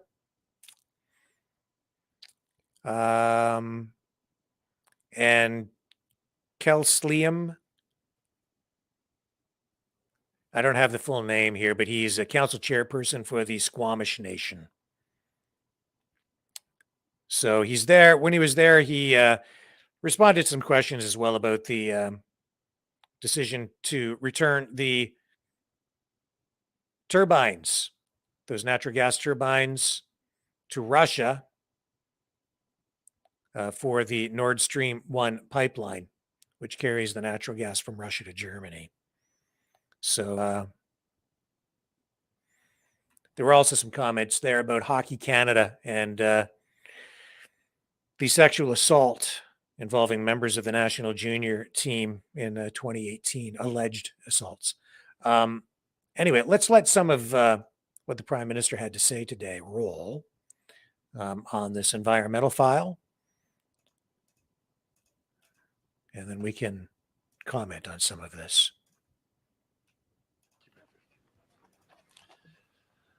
Merci Patrick. Bonjour tout le monde. Je suis très heureux d'être ici en compagnie des ministres Al-Gabra et Murray. I want to start by acknowledging that we are on the traditional Coast Salish territory of the Musqueam, Squamish, and Tsleil-Waututh peoples. Thank you, Cosalem, for your welcome, for your words, for your acknowledgement of the work that we all must do to preserve and be good stewards of this extraordinary land. I want to begin by taking a moment to address the wildfires burning right now across the country. Everyone in the Mathias Colomb Cree Nation in Manitoba has now been evacuated and accounted for. I want to thank Chief Lorna Bitchute for her tremendous leadership throughout the evacuation. Of course, RCMP and firefighters remain engaged on the scene. And of course, I know people here in Lytton, BC are once again facing hardships as the Nahoman Creek wildfire continues to burn in the area. We all hope that everyone remains safe and listens to the authorities. And I want to thank the firefighters and first responders across the country who are always there to step up and keep us all safe. It is so fantastic today to be here on Bowen Island. Growing up, I spent a lot of time with my grandparents just across the way in West Van, looking out over Howe Sound. And my great-grandmother actually lived on the other side near Gibson's, where we'd go and visit. And being here today in Bowen roots me both in the past, but also in the future that we need to build all together. So I want to thank the Mayor for welcoming us here today. Thank you, Gary. Canada has some of the most beautiful places in the world, and where we are today is a perfect example of that, with mountains, ocean, fresh air, whales, fish, birds, and all kinds of wildlife. In fact, as Patrick mentioned, the Salish Sea right behind me is one of the most richly biodiverse places on Earth. I don't have to tell anyone here why it matters that we protect these spaces. Of course, not all governments have always felt the same. Under the previous government, promises to protect our oceans went unfulfilled again and again, with Coast Guard centers closed, with environmental protections slashed, with legislation gutted, and scientists muzzled. So 7 years ago, when our government took office, we knew we had to do something big that was ambitious and that makes sure that Canada is doing everything necessary to protect our waters. So in 2016, we launched the Oceans Protection Plan to protect animals and ecosystems, to make marine shipping safer, to work in partnership with Indigenous peoples and coastal communities. To take just two examples here in BC, we reopened the Kitts Coast Guard Station in Vancouver that the previous government had closed. We protected species like the southern resident killer whales, along with 300 other measures across the country. We've done a lot since 2016. Marine species are better protected, shipping is safer, and we've built strong relationships with Indigenous and coastal communities. But now, it's time to be even more ambitious. Today, we are launching the Oceans Protection Plan 2.0 with another $2 billion in funding to back it up as we renew and expand this work across the country, including continuing our work in the Great Lakes and on the St. Lawrence. We'll take action to combat emerging threats to our marine safety and ecosystems, and we'll strengthen partnerships with Indigenous peoples who must be our partners and in many ways our leaders as we move forward on protecting these extraordinary ecosystems. A good example is the work that we're doing right here together on the Salish Sea strategy. We'll continue to protect and restore this rich ecosystem in a way that respects Indigenous and treaty rights and traditional knowledge. And we'll deploy technologies that reduce the impacts of underwater noise so that marine mammals can safely communicate with each other and navigate through these waters. Aujourd'hui, on lance le plan de protection des océans 2.0 avec un financement supplémentaire de 2 milliards de dollars. So $2 billion over 9 years is what he's pledging here. And I guess they're using some new technology to minimize noise from ships, things of that nature.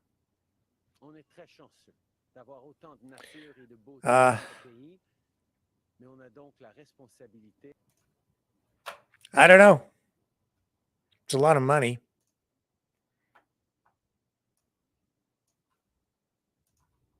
To coast, to protect and restore our oceans. We can't help but feel hopeful when we hear stories like the new baby orca born to one of the southern killer whale families for the first time in over a decade. You can also see it when you look around Howe Sound. 50 years ago, this was one of the most polluted places in North America, teetering on the brink of ecological disaster. Today, it's teeming with life once again. When we work together, we can revitalize our environment so that it's safe and healthy for us all for years and decades to come. Merci beaucoup. Je passe maintenant la parole à mon ami le ministre Alghabra, Omar.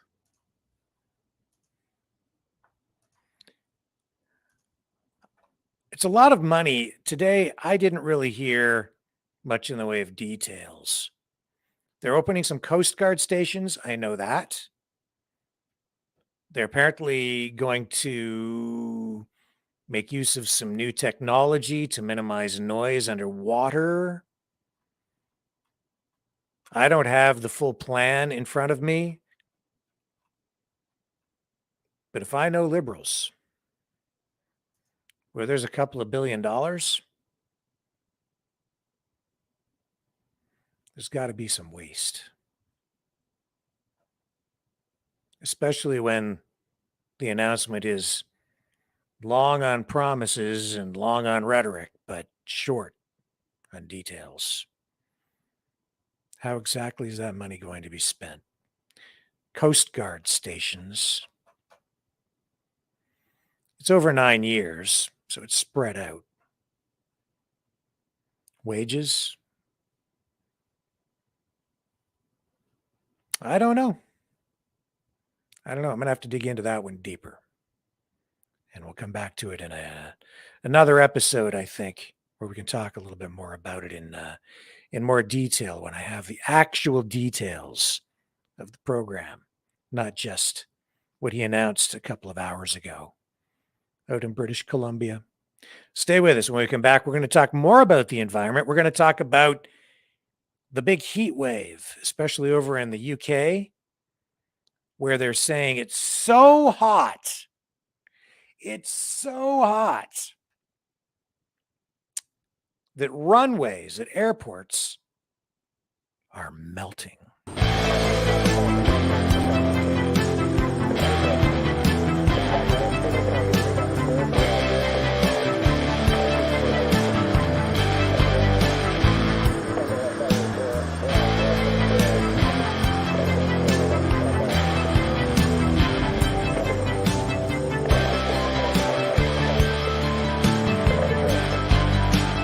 Maverick News. Fighting for freedom.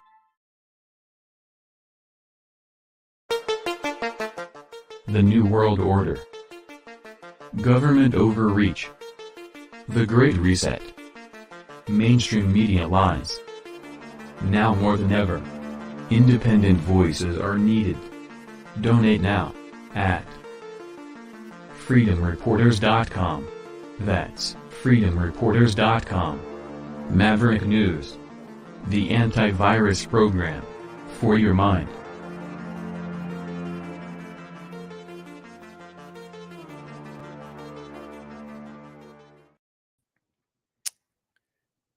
It's so hot. So hot. Especially in the UK. That airport runways are melting. It's melting asphalt. Don't believe me? Would you believe the mainstream media? High temperatures caused section of UK airport's runway to lift. Well, that's one of the more moderate headlines. There are others. Let me see what I can find for you.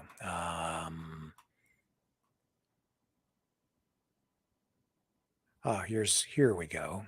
Yes. Oops, sorry. It's so hot. How hot is it?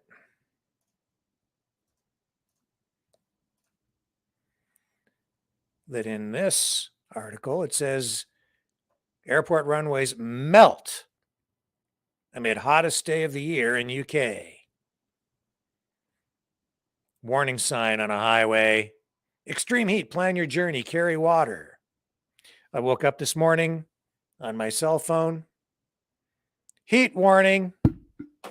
Climate Change and Environment Canada issuing that warning on my cell phone this morning. I was outside. I did not melt. I went out for a while. I did not die. But what I was hearing on the radio today, and I noticed it yesterday. What did I notice? Radio driving up through the Toronto area, of course. So it's a lot of very left-wing radio up there. One report in particular coming through, and they kept repeating it on multiple stations because it was a story that was distributed through one of the wire services. So all the stations, regardless of who they were owned by or operated by, had the same basic story. And they were pounding on it all day. 1,000 people had died, and I don't remember the exact geographic area. 1,000 people had died because of the heat wave. And they kept saying that runways at airports were melting. That was the word. In these reports that I'm finding online here, these newspaper reports, they're saying that the temperature in those areas was hitting somewhere around 38 degrees Celsius. So what's that in Fahrenheit? That would be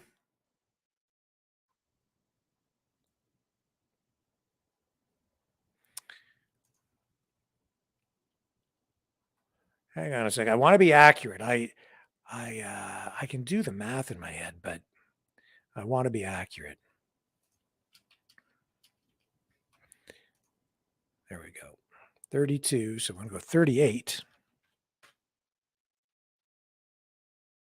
Celsius to Fahrenheit. Sorry.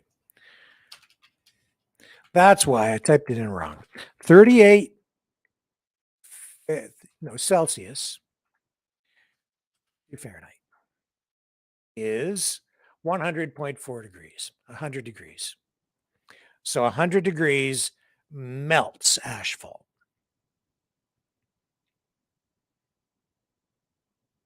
Melts it. What does melt mean? What does the word melt bring to mind for you? Melt? Melted. Okay, so it got hot. It's called summer. Believe in climate change? Is it caused by man? I know what hysteria is caused by. Mainstream media. I remember, I think it was 2 years ago, a story came out, and it was as we were heading into winter. And I think it was actually near Christmas. Some of these stories have been purged online, but there was a story that hit hard for a couple of days saying that the North Pole was melting and that a big section of it had melted. That was the story. So people were walking around, and a lot of people, I think it just washed over most people, if you'll excuse the pun. But the story was that a big portion of the North Pole had actually melted. And people were believing it. They believe it. If the North Pole had actually melted, sea levels would have risen something like 200 feet, and all the coastal cities would have been flooded. But the sensationalism was taken to such an extreme that they were actually reporting on the news, the mainstream news at that time, that the North Pole had melted. Now they're saying asphalt melts. Asphalt can get spongy and soft. It depends on how it's made, how much oil is in it. And I'm not an expert on asphalt, but I can remember when I was a kid, my parents had the driveway finished with asphalt. And of course, the asphalt they use on a driveway is sometimes not as, it's not exactly the same as the stuff they use on a road. It was a very hot summer day. This is back in the 1970s. I'm just a kid. I have a bicycle with a kickstand. And the asphalt had been laid down probably a couple of weeks, maybe a month. It had been on the driveway. Got really hot one day. So the black asphalt soaked up the heat.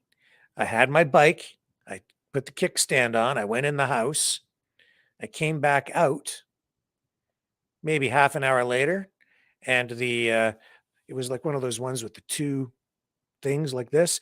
They had sunk right down into the asphalt. Now, this is back in the 1970s. It got that hot. So yeah, asphalt can get soft, but it didn't melt. The choice of words can be pretty important. Melt. Asphalt melting. 40 degrees, I don't know.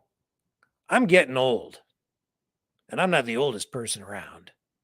But when I look at the winter, I remember, I look back in time and I see, here's a good one. We'll put this up on the screen. Thanks, Peter. I don't see it. That's all I'm saying. Yeah, some winters are colder, some winters are warmer, some summers are drier, some summers are wetter. I've seen summers hotter than the one we've had here so far. I've experienced much hotter summers and long ago. And now they've gone from global warming to climate change. So it doesn't matter what happens. They can just say, oh, it's climate change and it's all because of human beings.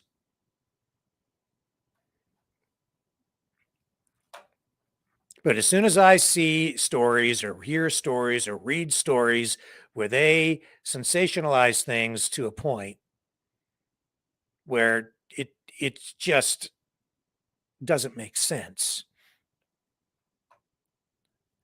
where they're using words and descriptive terms to get an emotional response out of people, I instantly see it as some sort of propaganda. Sorry. I'm just not buying it. It's hot. Okay. It's hot. It's summer. Some days, sometimes it gets hot.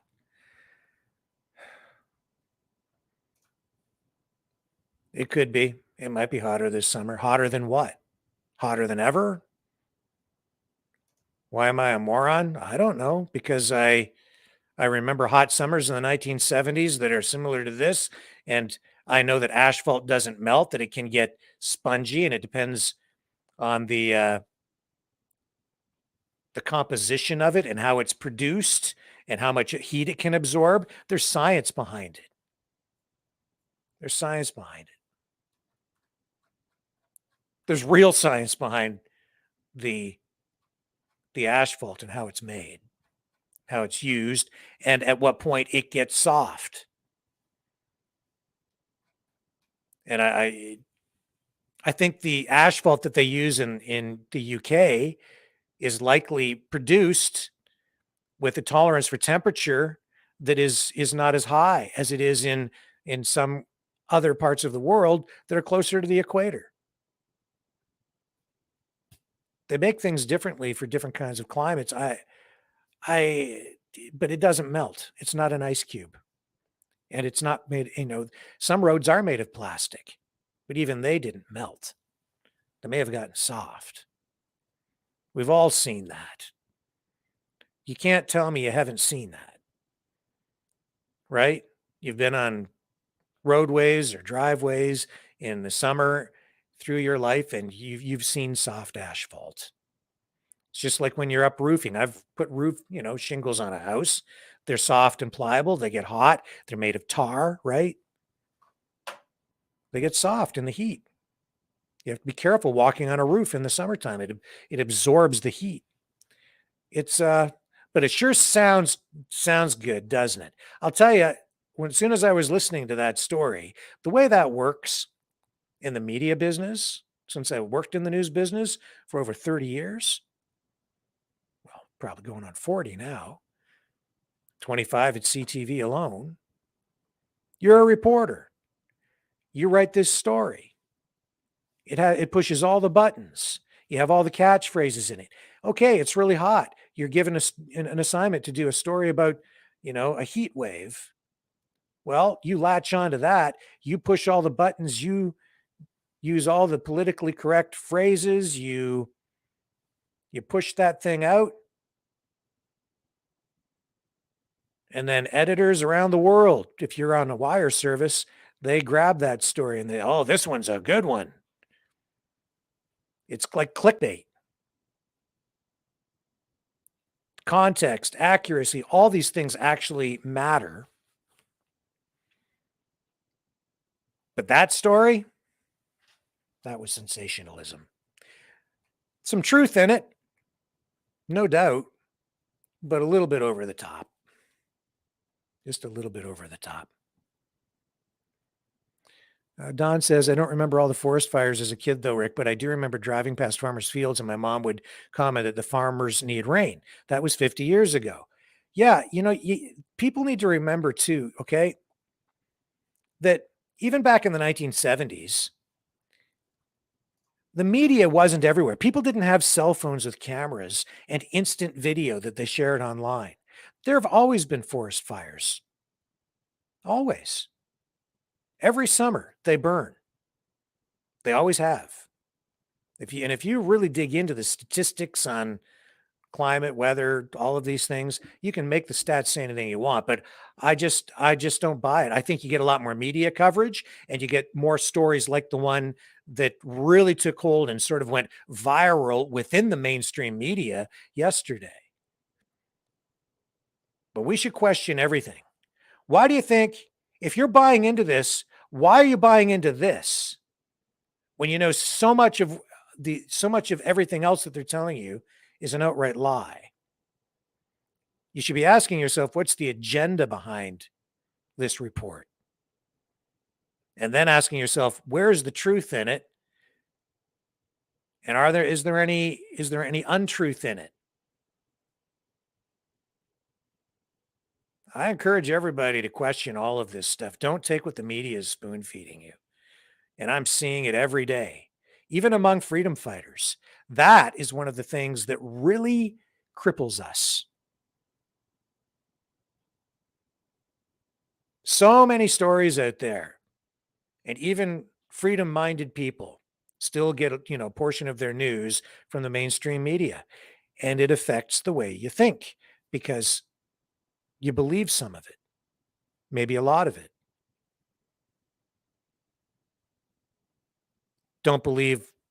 Just don't believe everything. Question it, do your own research, get to the facts the best you can. That story yesterday had all the earmarks of sensationalism, some propaganda, a political agenda, wokeism, climate change activism, all woven into one. That's why it went viral. It had everything going for it. And it's still going strong today, day 2. Probably be going again tomorrow. They'll do follow-ups. More reporters will have latched onto it now. It's gone. It's gone crazy.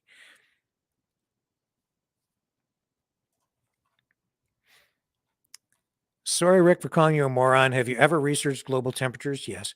Do you know what the scientific fact of greenhouse gases? Yes. What a greenhouse is? Yes. Do you know what carbon dioxide is? It's not toxic. I'm a little more concerned about things like benzene and isocyanates, things that cause cancer. You are the carbon emitting machine that the left is worried about, folks. Carbon dioxide. It's going to kill us. It's not the carbon dioxide. Carbon monoxide. Now that'll kill you. There's a big difference. There's a big difference. Yeah. Anyhow, folks, that's just kind of all I had to say about it. You guys maybe have other things to say. So why don't we do this? Why don't we go to the phones? I will crank that up. You guys can, if more people want to call me a moron, you're welcome to do that. I'll smile all the way through it. And maybe I am, because I even question myself. Or we can talk about other things. We can talk about the farmers' situation in the Netherlands. I mean, it just occurred to me just now.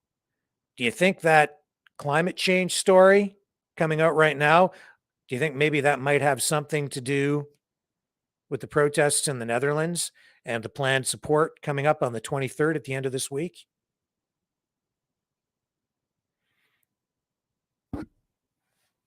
Timing is everything. There's no such thing as a coincidence when it comes to politics. It just doesn't really happen. Okay. Let's crank up the conversation. Going to break. going to set up the phones. Here we go. Hello, world. Are you awake?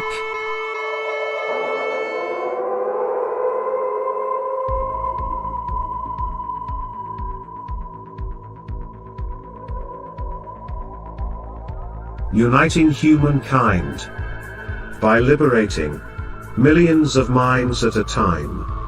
Maverick News. The world is watching.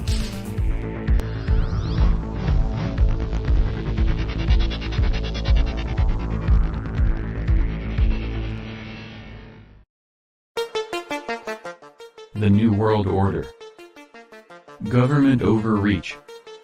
The Great Reset. Mainstream media lies. Now more than ever, independent voices are needed. Donate now at freedomreporters.com. That's freedomreporters.com. Maverick News. The antivirus program for your mind.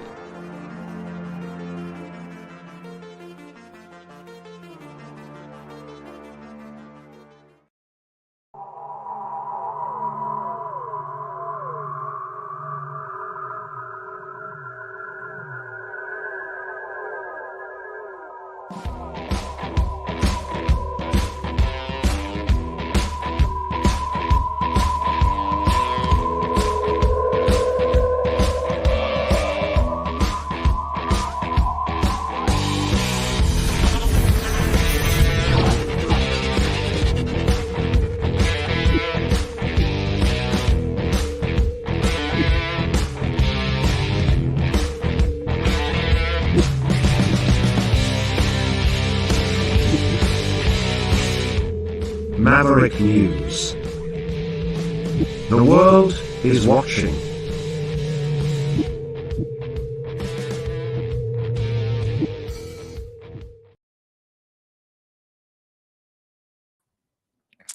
Okay, the phone line is open. The phone system is activated. Here's the promo with the phone number so you know how to join the conversation.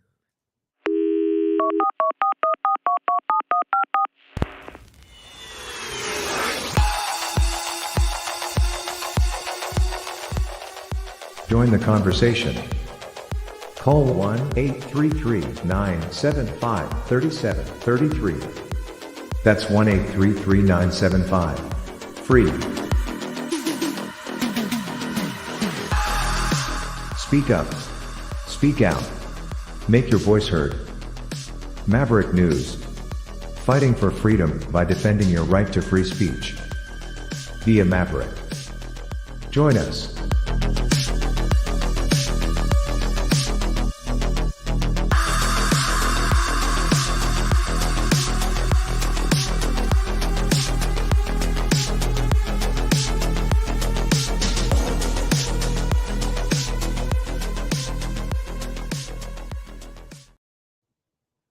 And we're back and we're ready to go to the phones. Ready to take your calls. We have our first caller in tonight. One of my favorites, Albert, calling back. Hello, Albert. How are you tonight? Hey, so good to see you. And you look good. Oh, thanks. And I'm not telling you this to make you feel better, because I know how you feel inside, like me.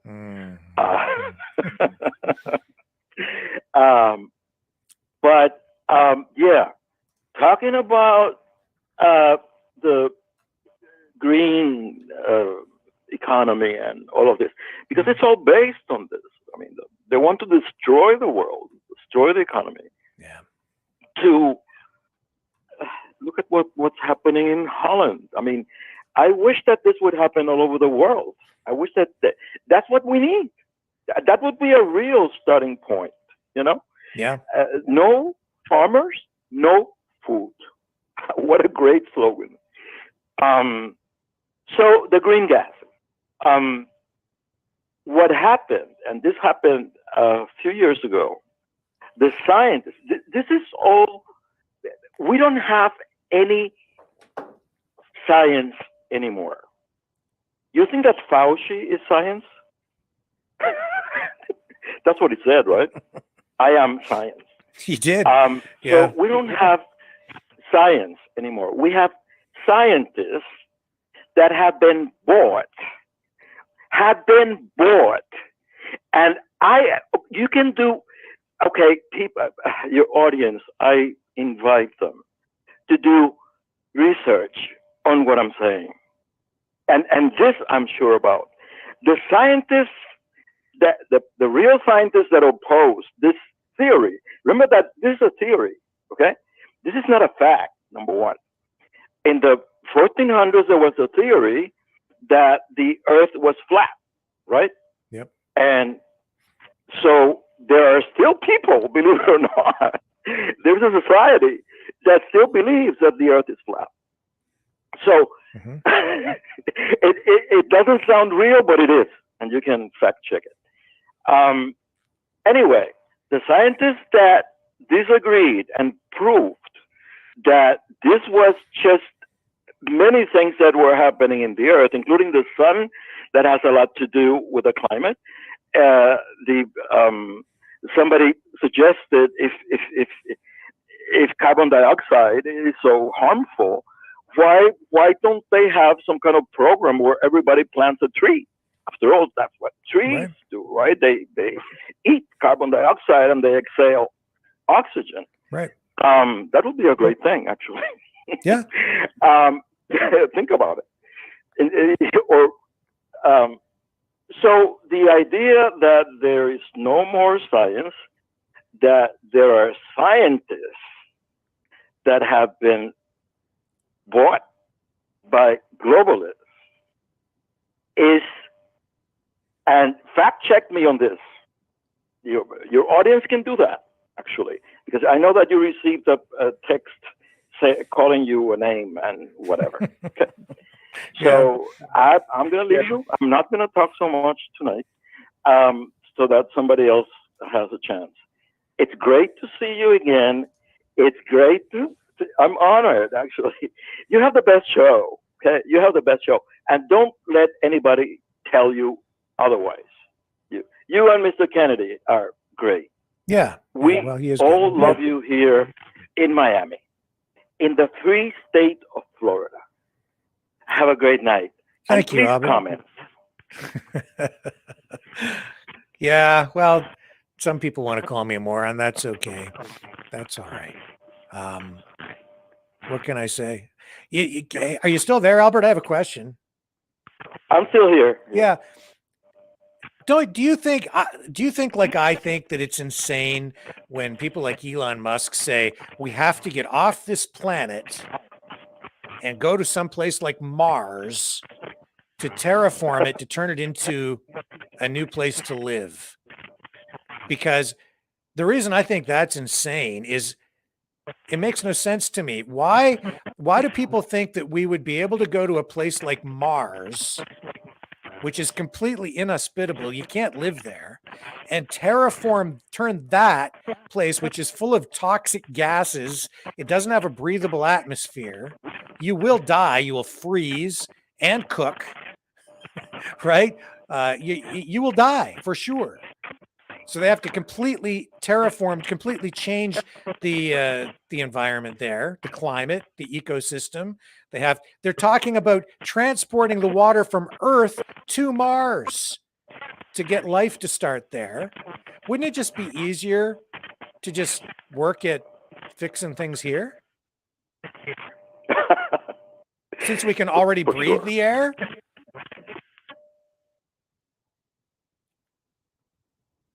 Do you have any thoughts on that? And what is the problem, really? What is the real problem? I mean, so, okay, I'm not sure where you live. Maybe the climate has changed there drastically and whatever. I live in Florida. Actually, this summer has been, and I'm talking objectively because I don't like the heat, okay? I don't like the heat or the humidity here. It's only a few months, and the winters are great.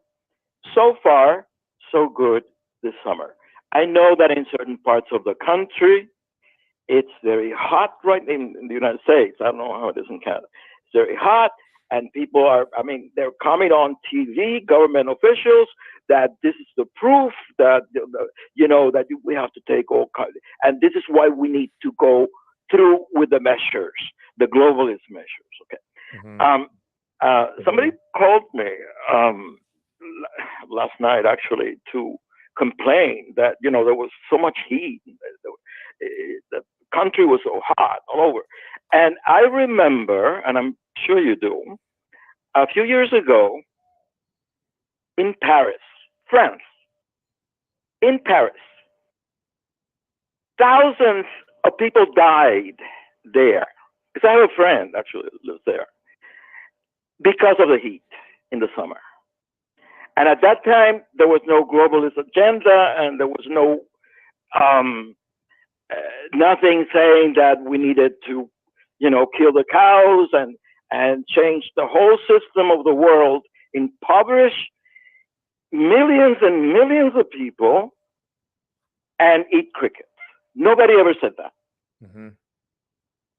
So give me a fucking break. And sorry about my language. Yeah. Have a good night. Thank you, Albert. You know, there have been droughts and floods all through history, man. Like, really.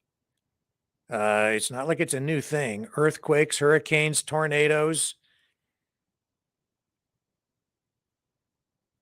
The Dust Bowl of 30s because of lack of rain. Now, it gets to be a hot day, and we have a climate emergency on our hands.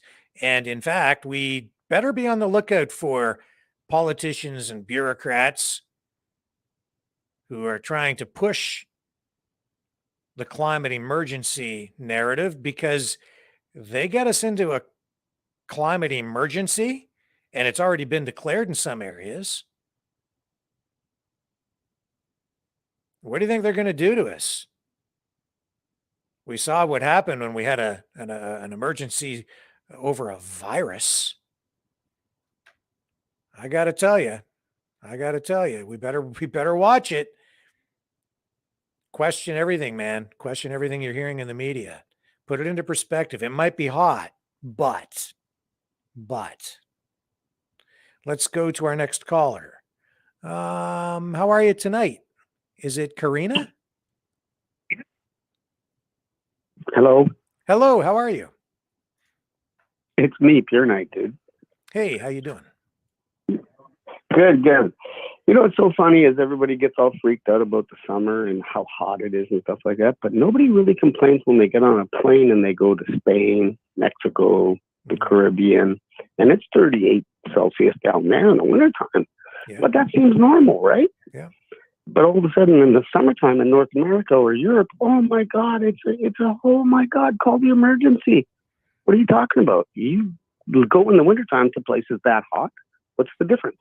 Yeah. And then, you know, like back in the 70s, you know, it was hot as hell when we were kids, man. Holy crap, it was hot. And then the winters, it was like normal for 14, 15 foot high snowbanks. Yeah. Like, it was completely normal.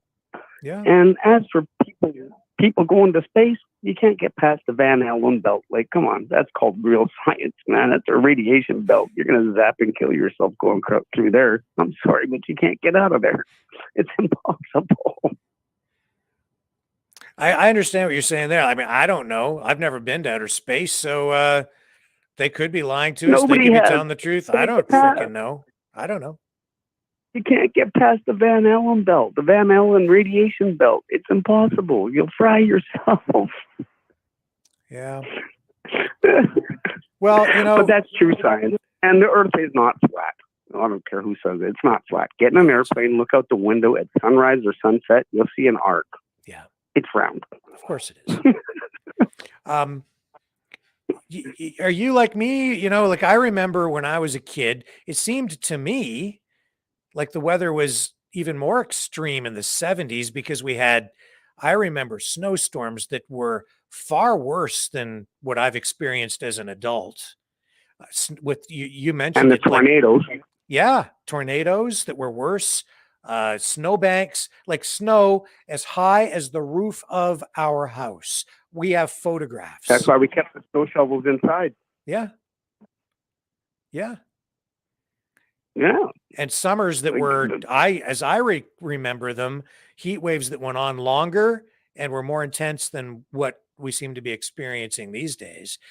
To me, the climate like seems 2 more months. moderate. Yeah. Like 2 months of like unforgiving heat. Yes. Yeah. That's what I remember. And it's, they've only been recording weather for 120 years. That's a blip in time. If you think about it, that's a blip. That's not even a week if you think about it. That's a few days. It went, it was hot yesterday. Yeah. Like this whole climate change, it's another big scam. It's another fraud that they're pulling off. Just like, if you believe that you're going to the grocery store and you're actually buying something that's organic, you're kidding yourself. Mm-hmm. There's no such thing as organic, especially when there's a highway right there, right beside the farmer's field. So how can that be organic? Yeah. It doesn't work that way. Sorry, man. Yeah. You got to, like you always say, you got to question everything. Question it, because they just they're not even like trying to lie to us anymore. They're just making stuff up as they go.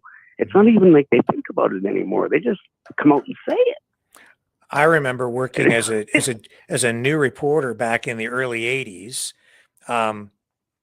And I was out covering lake levels on Lake Erie. Mm-hmm. And the lake levels had come up so high, it was sweeping away cottages.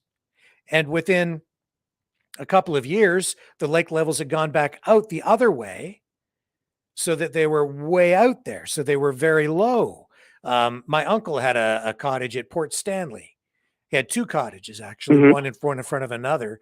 And the one cottage, the lake had come right up to the front, and then passed. And it was actually, it had sort of come up to both cottages. But we're talking about, almost half a kilometer of beach from the front of the cottage to the actual lake, when the water went back out.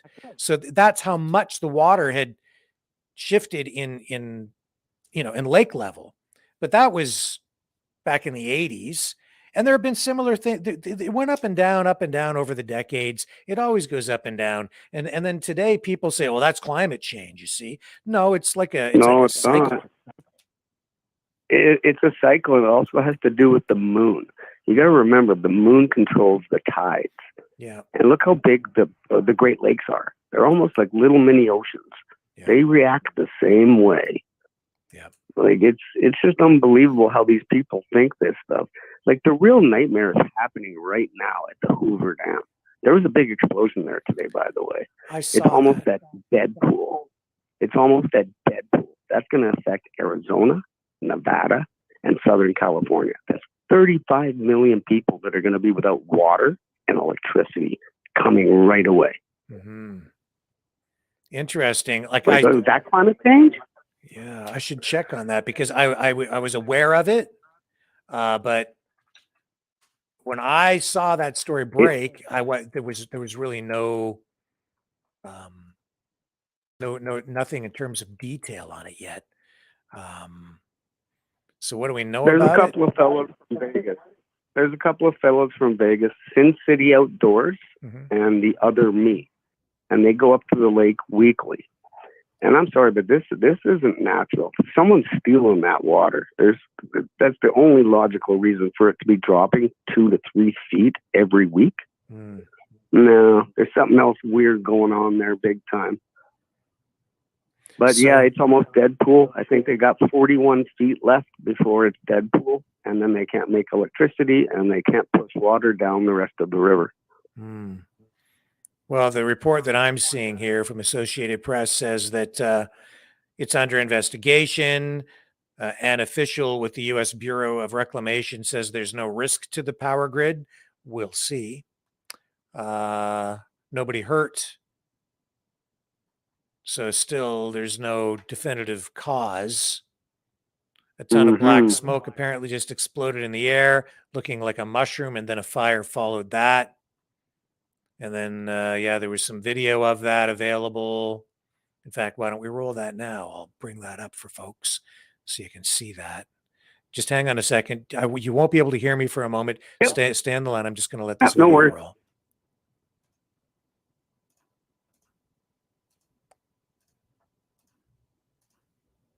That is not good. Okay, so the Hoover Dam just exploded. No one is there. They just sounded the alarm. It's still on fire, smoking a lot. The bridge we're standing on is shaking a lot. Cars down below there. And we saw it explode. It was very...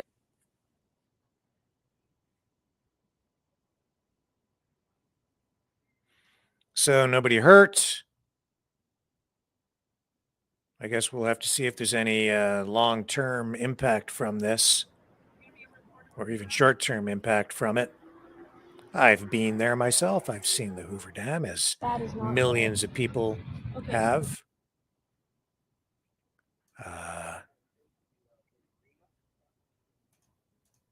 To the no, I don't think I have been to the marina. No.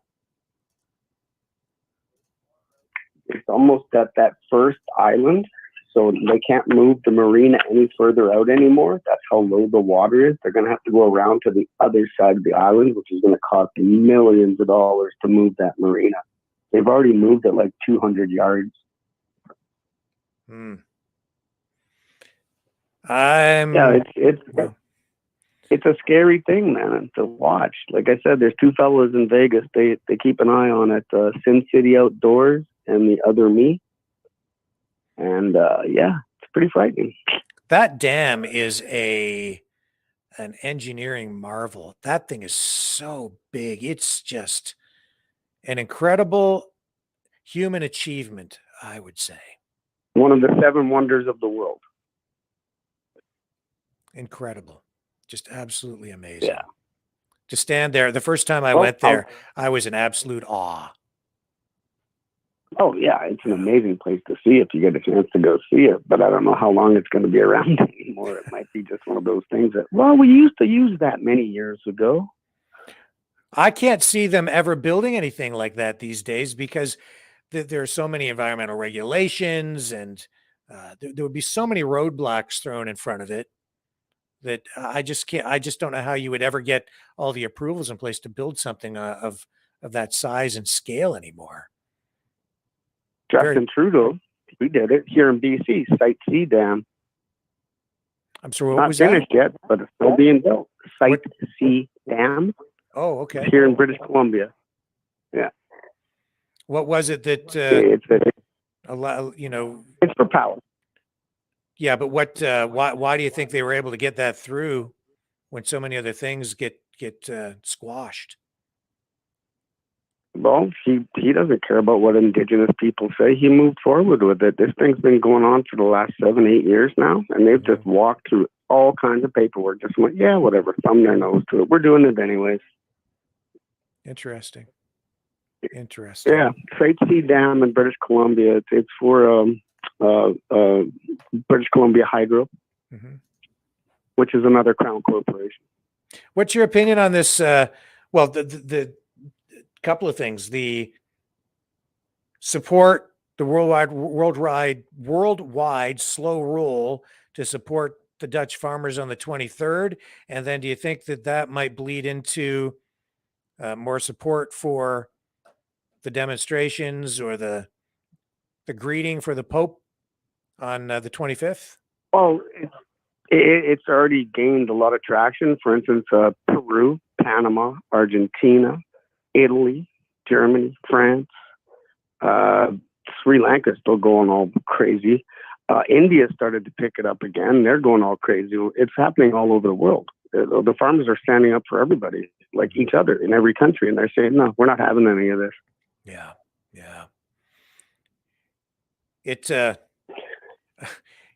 I think the whole thing is insane with these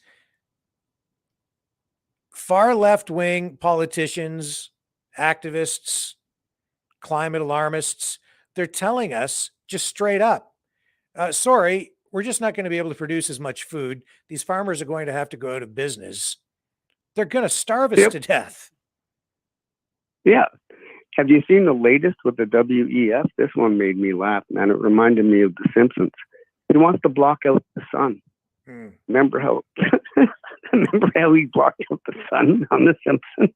I do. This is what he wants to do. He wants to build this thing in space as big as Brazil to hide the death rays of the sun. Like, this guy's a lunatic, man. Who takes this guy serious? It is insane. And they seem to have the power.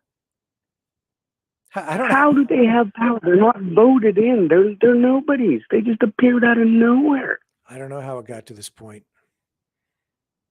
But yeah, if you want to go look at it, I died laughing when I saw it.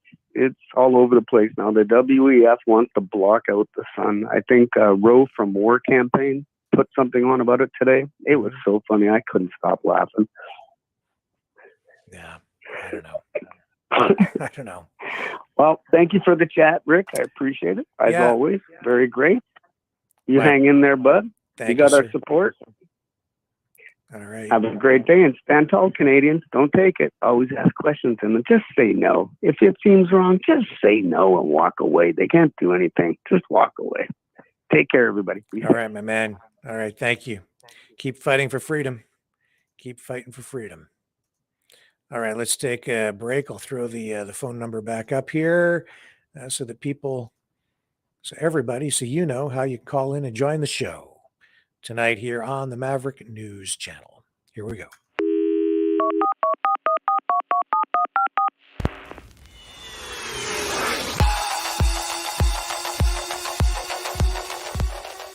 Join the conversation. Call 1-833-975-3733. That's 1-833-975-FREE.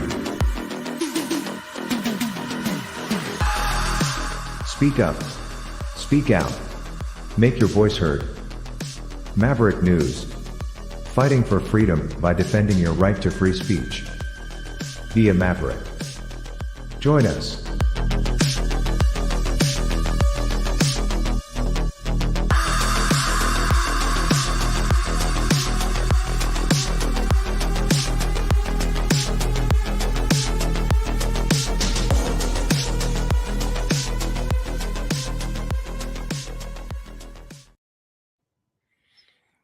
We're back. And just to show you how the media is so focused on this, the whole heat thing, climate change. This is the CTV website, and look at their headlines. Heat warnings issued in 4 provinces, severe thunderstorms expected for some. Oh, well, the thunderstorms, that must be climate change, and heat, that must be climate change, and 4 provinces having heat and thunderstorms must be climate change. Fire engulfs homes near London as temperatures hit record 40 degrees Celsius. So you're telling me that because it's hot outside, houses are just bursting into flames? What's the cause of these fires? Why do houses burn down just because it's hot outside? What's the story say? Britain recorded its highest ever temperature of 104 on Tuesday, as a heat wave gripping Europe intensified. So what's the cause of these fires? Train routes canceled. Electricity companies reporting mass outages. Network Rail tweeted a number of pictures showing large bends and kinks in rail tracks. The London Fire Brigade declared a major incident and urged people to stop having barbecues as 110 fire engines battled blazes across the capital. So people are having barbecues and they set their houses on fire. So that's because of climate change, I guess. To the east, a large fire engulfed homes in the village of Wennington, with flames tearing across neighboring tinder-dry fields and approaching a historic church. Large grass areas around the capital were on fire, blowing smoke over major roads and nearby areas, blah, blah, blah, blah, blah. Yeah. Okay. Excuse me. Well, the houses didn't just spontaneously combust because it was hot. They caught fire because some idiot was careless with a barbecue, or some idiots. Researchers say extreme heat is making mental health crises more common. So it's hot outside, so people are suffering a mental health crisis. Healthcare researchers are warning about the effects of high temperatures on mental health amid a string of heat waves in Europe and North America and the United Kingdom. The World Economic Forum published a report on high temperatures and mental health on July 14th, citing more than 10 studies from countries around the world. Isn't that interesting? Timing is everything, isn't it?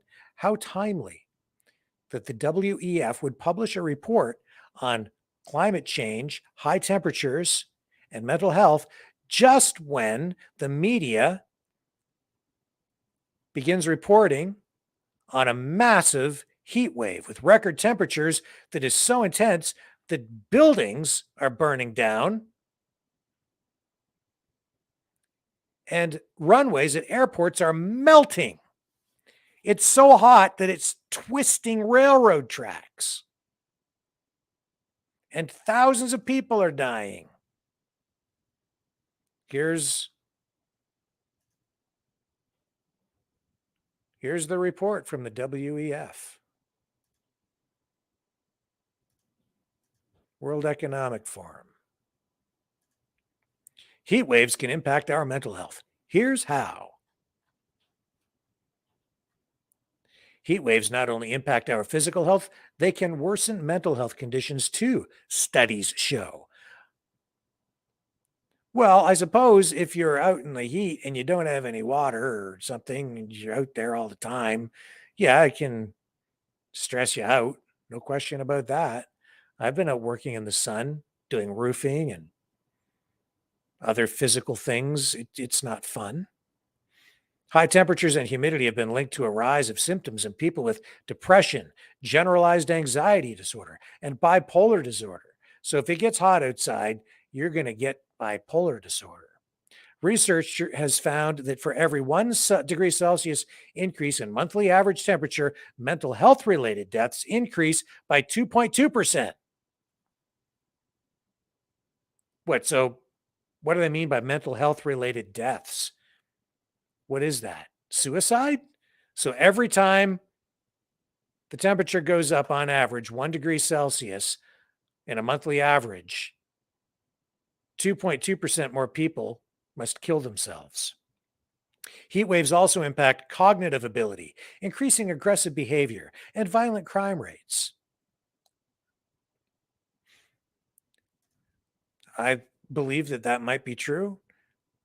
In the summertime in my neighborhood, when it's warm outside, I've had my car broken into.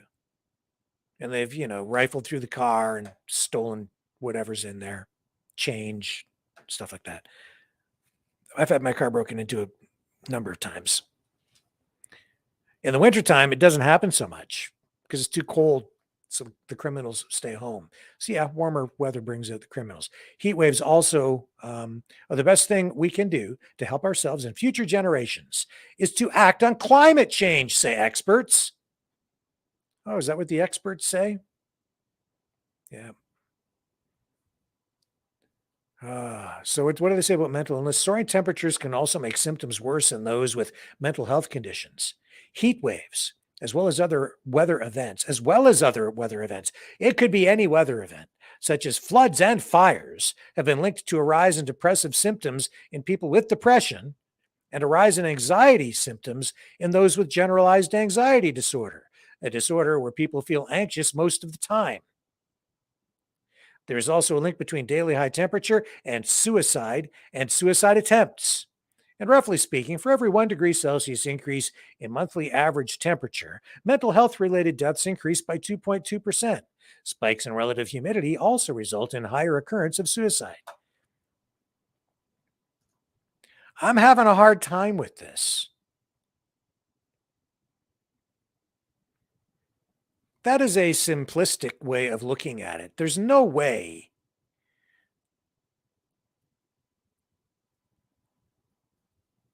that climate or temperature rise alone can be correlated to a consistent 2.2% increase in suicide based on a 1 degree Celsius increase in monthly average temperature. I don't buy that. Not for 1 minute. Suicide? You want to find the cause of suicide?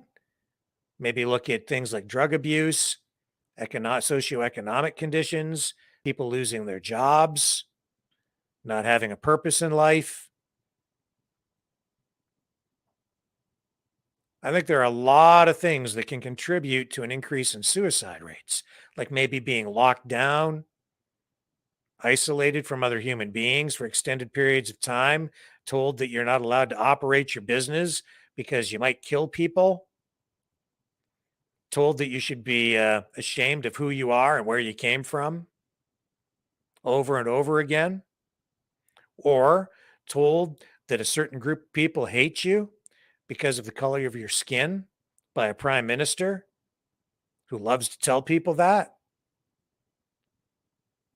I can think of a lot of things that might depress people. And yeah, I can see how if it got hot, if it gets hot, people can get stressed out. Maybe they have a little trouble sleeping at night if they don't have air conditioning. But it's so hot, I think I'll kill myself. Fuzzy thinking, aggressive behavior. Are they going to bring up toxic masculinity in this? Studies show and experts say that according to sources, toxic men are 10 times more likely to kill their spouse and everyone around them in a rampage with an AK-47 at the local shopping mall for every 1 degree Celsius rise in temperature on a monthly average. I made that up.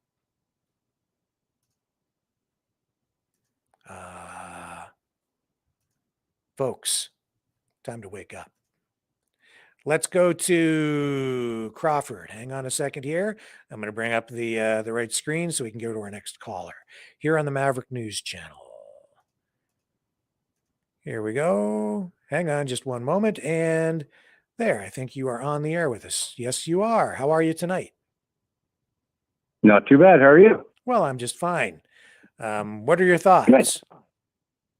Well, you know, I've put some things in the chat.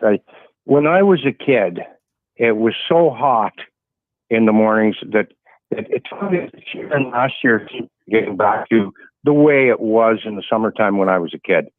We would have weeks of upper 30s temperatures, just so scorching hot, and we'd get thunderstorms through it with hail and lightning and wild winds and trees down and everything.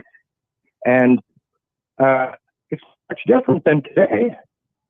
Some places are going through a warmer cycle, and other places are going through a colder cycle, and it's just the way the planet is. Mm-hmm. We've always had heat waves. We've always had cold spells. In BP, when you look back at the carbon footprint, BP came up with the phrase, and there are those who would speculate that they did it to deflect the blame for all the pollution they were creating. They'd had a number of spills.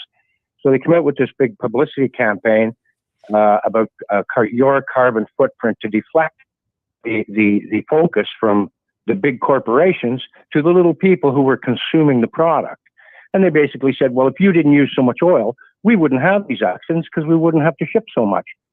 And then everybody, all the lechers and those who are always seeking opportunity, spotted the opportunity, jumped on the bandwagon, and here we go. We're going to take your money again. That's what I see. Yes, we do affect the planet to a degree, but not more than the dinosaurs and 700-foot trees. Yeah. It was the place was full of dinosaurs and large animals that were giving off carbon, and we had volcanoes all over the planet, and these guys were still alive. Mm-hmm. Like how much pollution does a volcano put out in a day when they're going off? And we have multiple volcanoes every day going off around the planet. Yeah. Do they take that into account? I doubt it. When I walk outside and I look up and I see a bright blue sky and it's clear, and I breathe in the fresh air, I find it hard to believe that the planet is going to, and life as we know it is coming to an end in, like, according to AOC, in like 10 years. I really find that impossible to believe. Yeah, I think she said. I think it was 12 or 13, and that was 2 or 3 years ago. So, I see a photograph. Yeah, sorry, your phone is breaking up on us there. It's we're kind of losing your call. Is that any better? That's better, yes. Okay, I saw a photograph, 1920, the Statue of Liberty out in the Hudson River, and I then one from 2020, and the water level hasn't changed. And then we had Obama saying, "Oh, the caps are melting," like you said earlier. Oh, the ice caps are melting. This water levels are going to rise, and then he runs down to Martha's Vineyard and buys a $7 or $8 million mansion right by the ocean. Right. So did he forget what he told us, or like that's just for you? The water's going to rise for you, but not me. That's right. Yeah, I'm not buying it. There's a lot of advantage taken. Yeah, I think that the pandemic, this past 2 years, it's exposed their habit of fibbing in a large scale way. So. Well, I think like my wife Carol says, she says it's just a psyop to get us into the idea of staying out of the sun, which again, we need the sunshine because it keeps us healthy. So if you stay out of the sun because of the heat and they're telling us, oh, it's hot, get out of the sun. They don't want us traveling. They don't want us being healthy, and they'll use whatever it is to get us to comply with their agenda. I think this is just a warm up to get people mentally prepared for climate lockdowns. Yes. I think you're right on the money. And just looking at the headlines, like all in sync, right? It's like, and all the media, all following along. This is just the next thing. Yeah. They just hammer on this now for a while. And it's all conditioning, getting us all set up for it, right? Yeah. Every last one of them, all in lockstep, telling the same story.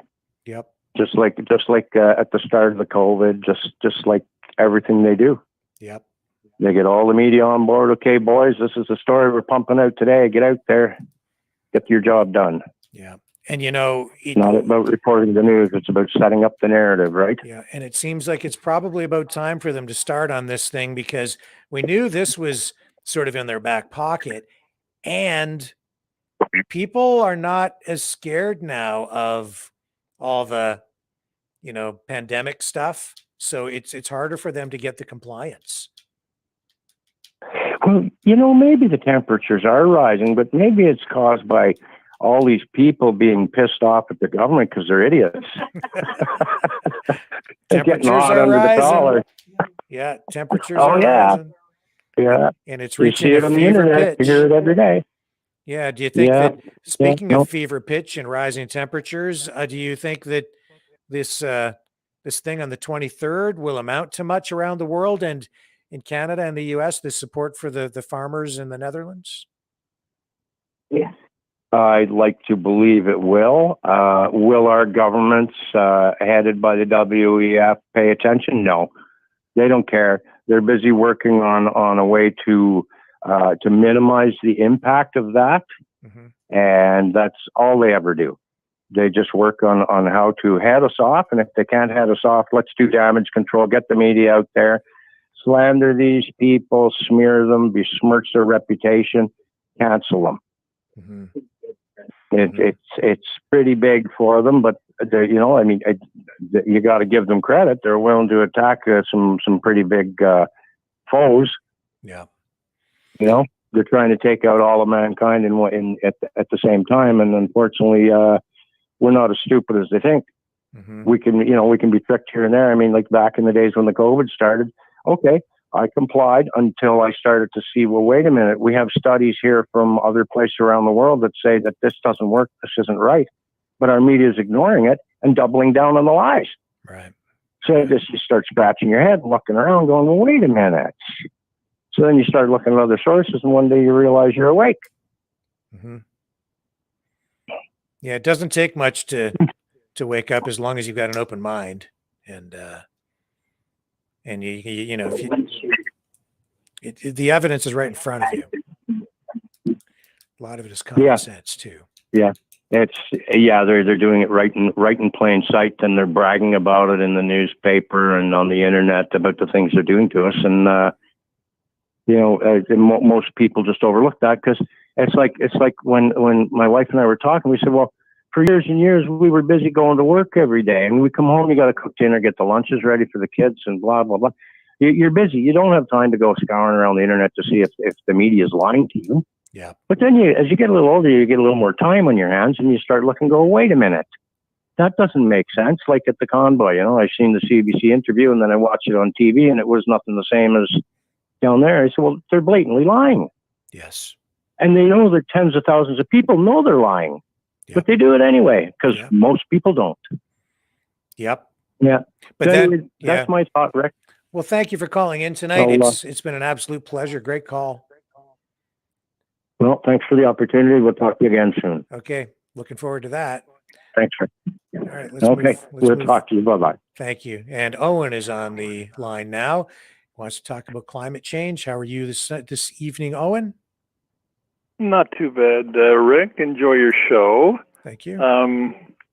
Yeah, climate. That's a subject all in itself, isn't it? Mm. Have you ever checked out any of Tony Hiller's videos? No. He's on YouTube and he's on Rumble. They're short videos. Very interesting. Or go on or Google realclimatescience.com. And it's eye-opening. He's a very wise man. And check out his bio. He's well educated in the field. And what was the URL? Realclimatescience.com? Yeah, it's all one word. Yeah. And check it out. I'm sure you'll be quite amazed at his videos. The parts that I like, and they're short videos, is he'll show news clippings from years ago. The storms, the weather, the cool, the hot, the forest fires, you know, and he shows the actual news clippings of the day. Mm-hmm. And he's the real thing, I think. Yeah, I'm just on the website here now. I can't bring it up to show people because we're not able to do that and keep the phone system operating at the same time. Yeah, but, not a problem. No, you check it out on your own and see what you think. Yeah. I'll definitely do that.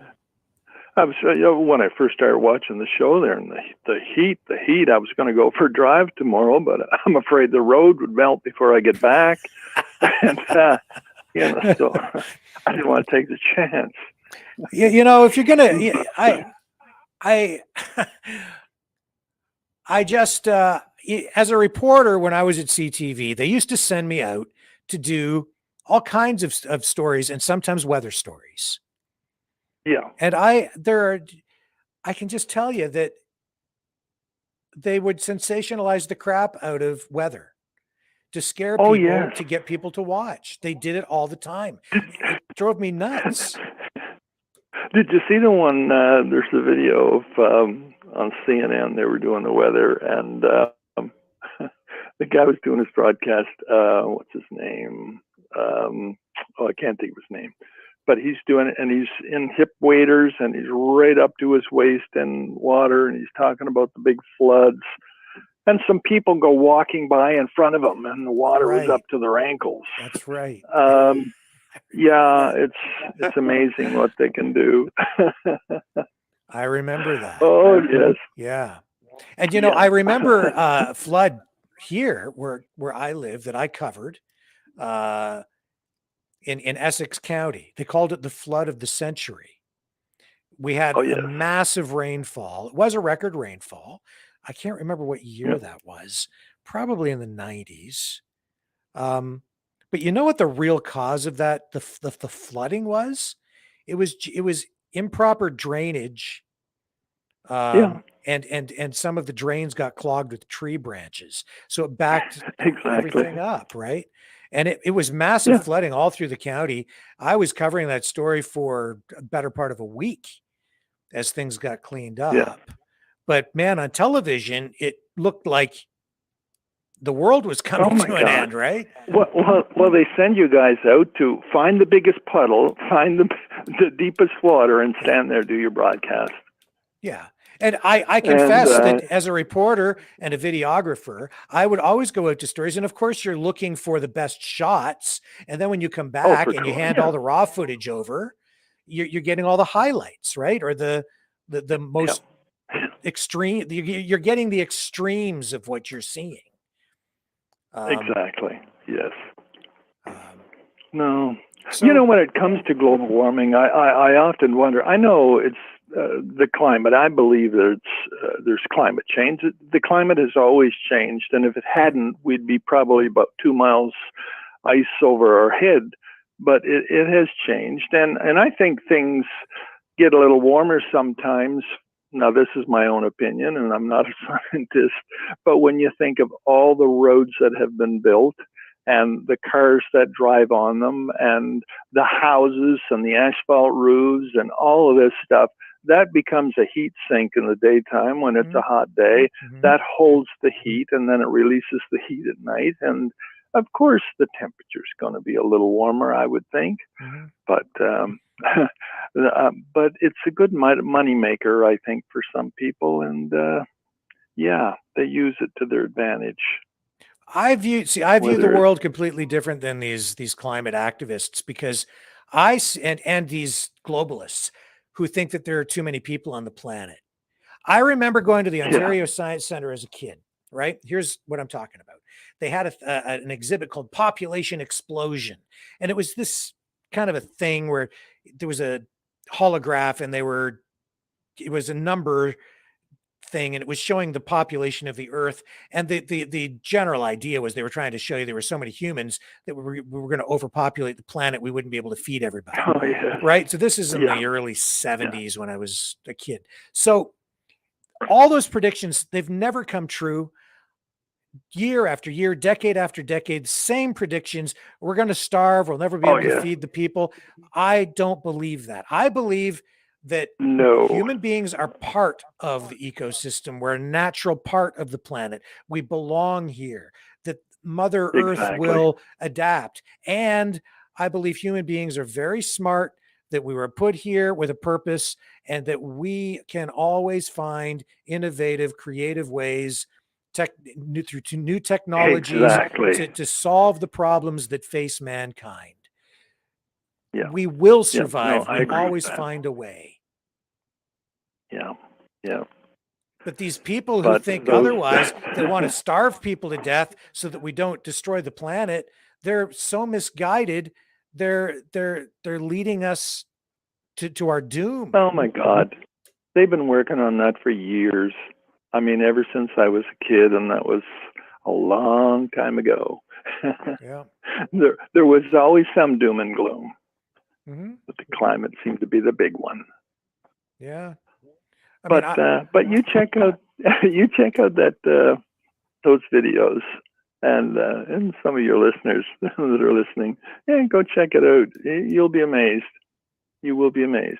And that was real climate science. Realclimatescience.com. Yeah. In fact, I'll bring, when you sign off here, I'll bring that site up just briefly so people can see it for reference. And I appreciate that very much. Okay, Rick, it was nice talking to you, and maybe I'll call in again sometime. I'd appreciate that very much. It's been a great conversation. I enjoyed it very much. I'm calling from Nova Scotia, by the way. Oh, well. Yeah. That's great. We haven't had too many callers from the Maritimes, so that's true. Well, maybe we'll start. Maybe I'll start it. Okay. New trend. Okay, Rick. All right. Take care. Have a good night. Yeah. Thank you. Okay. Bye-bye. Let's stop that screen. I'll bring up that website just briefly so that people can see it. realclimatescience.com. There's some YouTube videos on here, and it looks like we have a lot of reference points here too. So it looks pretty extensive. Look at all the material. There's enough there to keep you reading and watching for months, I would think.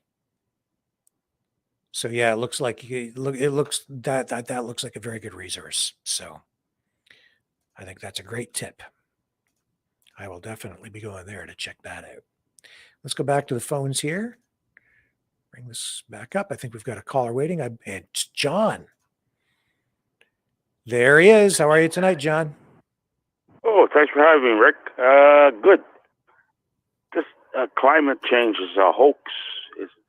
This planet's climate has been changing since the dinosaurs, Yeah. It's actually, it's got better now. When the dinosaurs were around, it was really bad. You talk about hot. I'm with you, John. I think it is cleaner. I can think back not very long ago at all, when driving along the 401 at certain times during the summer, Highway 401 here where I live, and I would look to the well, I guess what would that be? Sort of the southeast or whatever. I would see smog kind of coming in from across the Great Lakes because of the power plants and stuff. I haven't seen that in probably 7 years, 10, maybe 10. Things have been, getting progressively cleaner as we go along. There's also evidence that the Great Lakes are much cleaner than they were. They're definitely cleaner than they were in the 70s. Oh my goodness, they're so much cleaner.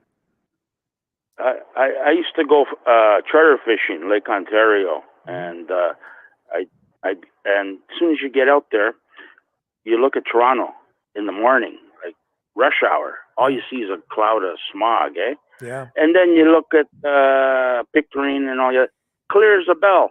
It's because of the cars, obviously, but that does nothing. It's a cash grab. I'm telling you, it's a big cash grab, and a lot of people are making a lot of money off it. Yeah. So, well, personally, I believe more in conservation and approaching preserving the environment or helping the environment through conservation efforts rather than this climate activism, which I think is radicalized and political. Nobody wants pollution. Nobody wants to pollute. But there's real science, and then there's political science. Yeah, but it's, we've been living with this for forever. I don't know. Get rid of all cars, get rid of planes, and you'll get cleaner air. But how much cleaner? You know what I mean? It's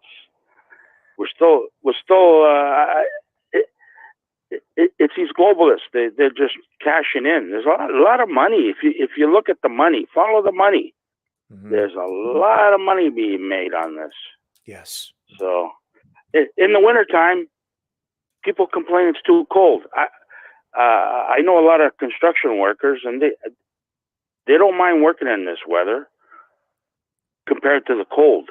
The cold's worse. Your hands freeze, and this one here, at least you can take a break, drink lots of water. You don't dehydrate. Mm-hmm. But the cold is even worse. Like if you're outside in the cold. And Joe Brown Smith says here the lakes are cleaner and acid rain is now gone. That was something I was just thinking about. Acid rain. Oh, really? Remember in the 70s, that was the big thing. It was all acid rain. Acid rain was killing the lakes. The lakes were all going to go dead. The Great Lakes were in danger. Acid rain, acid rain. It's all you ever heard about in the media. And now it is just, it's gone. You never hear about acid rain anymore. So what's the scoop on that, man? Like that's true. That's true. Yeah. Yeah. Well, I've seen a lot of evidence to suggest that acid rain was actually a hoax, that it was never as bad as they made it out to be. And that's why you're not hearing about it now, because the lakes didn't die. So they moved on to other things. Yeah. Yeah, it's all politics. Yeah. So, you know what? What is it? Holy Father or whatever, you know? Yep. I don't think the natives are going to accept this apology.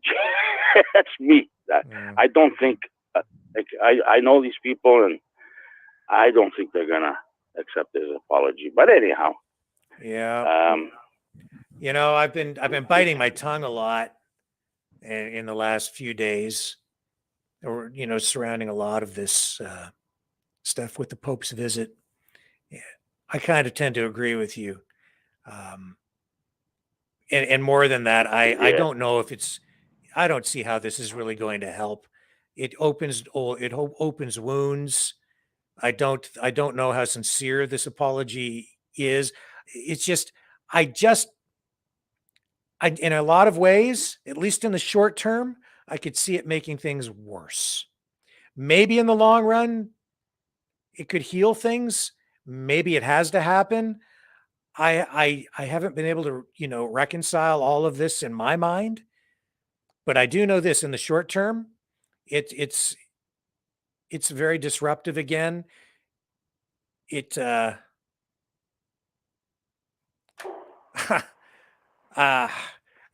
can't help but feel, John, that somewhere in all of this, there's a political agenda that's being veiled. And they're going to silence all the freedom fighters. I'm telling you, it's not. I don't think that you're even going to see them. To be honest with you, they're not going to be covered. It's you know, this world's corrupt, and you know it. I know it. So they're pushing their agenda: climate change agenda, vaccine agenda. It's all a money making racket, and people are getting super rich off it, wealthy. It's just like those windmills, you know, that they were building all over Ontario. What good have they done? You know how much money was wasted?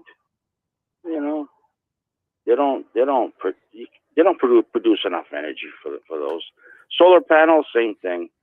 You know, one thing I seen today on the news is pretty good. The University of Toronto, they converted their electricity to natural gas.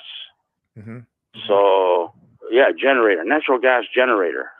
Yeah. That seems.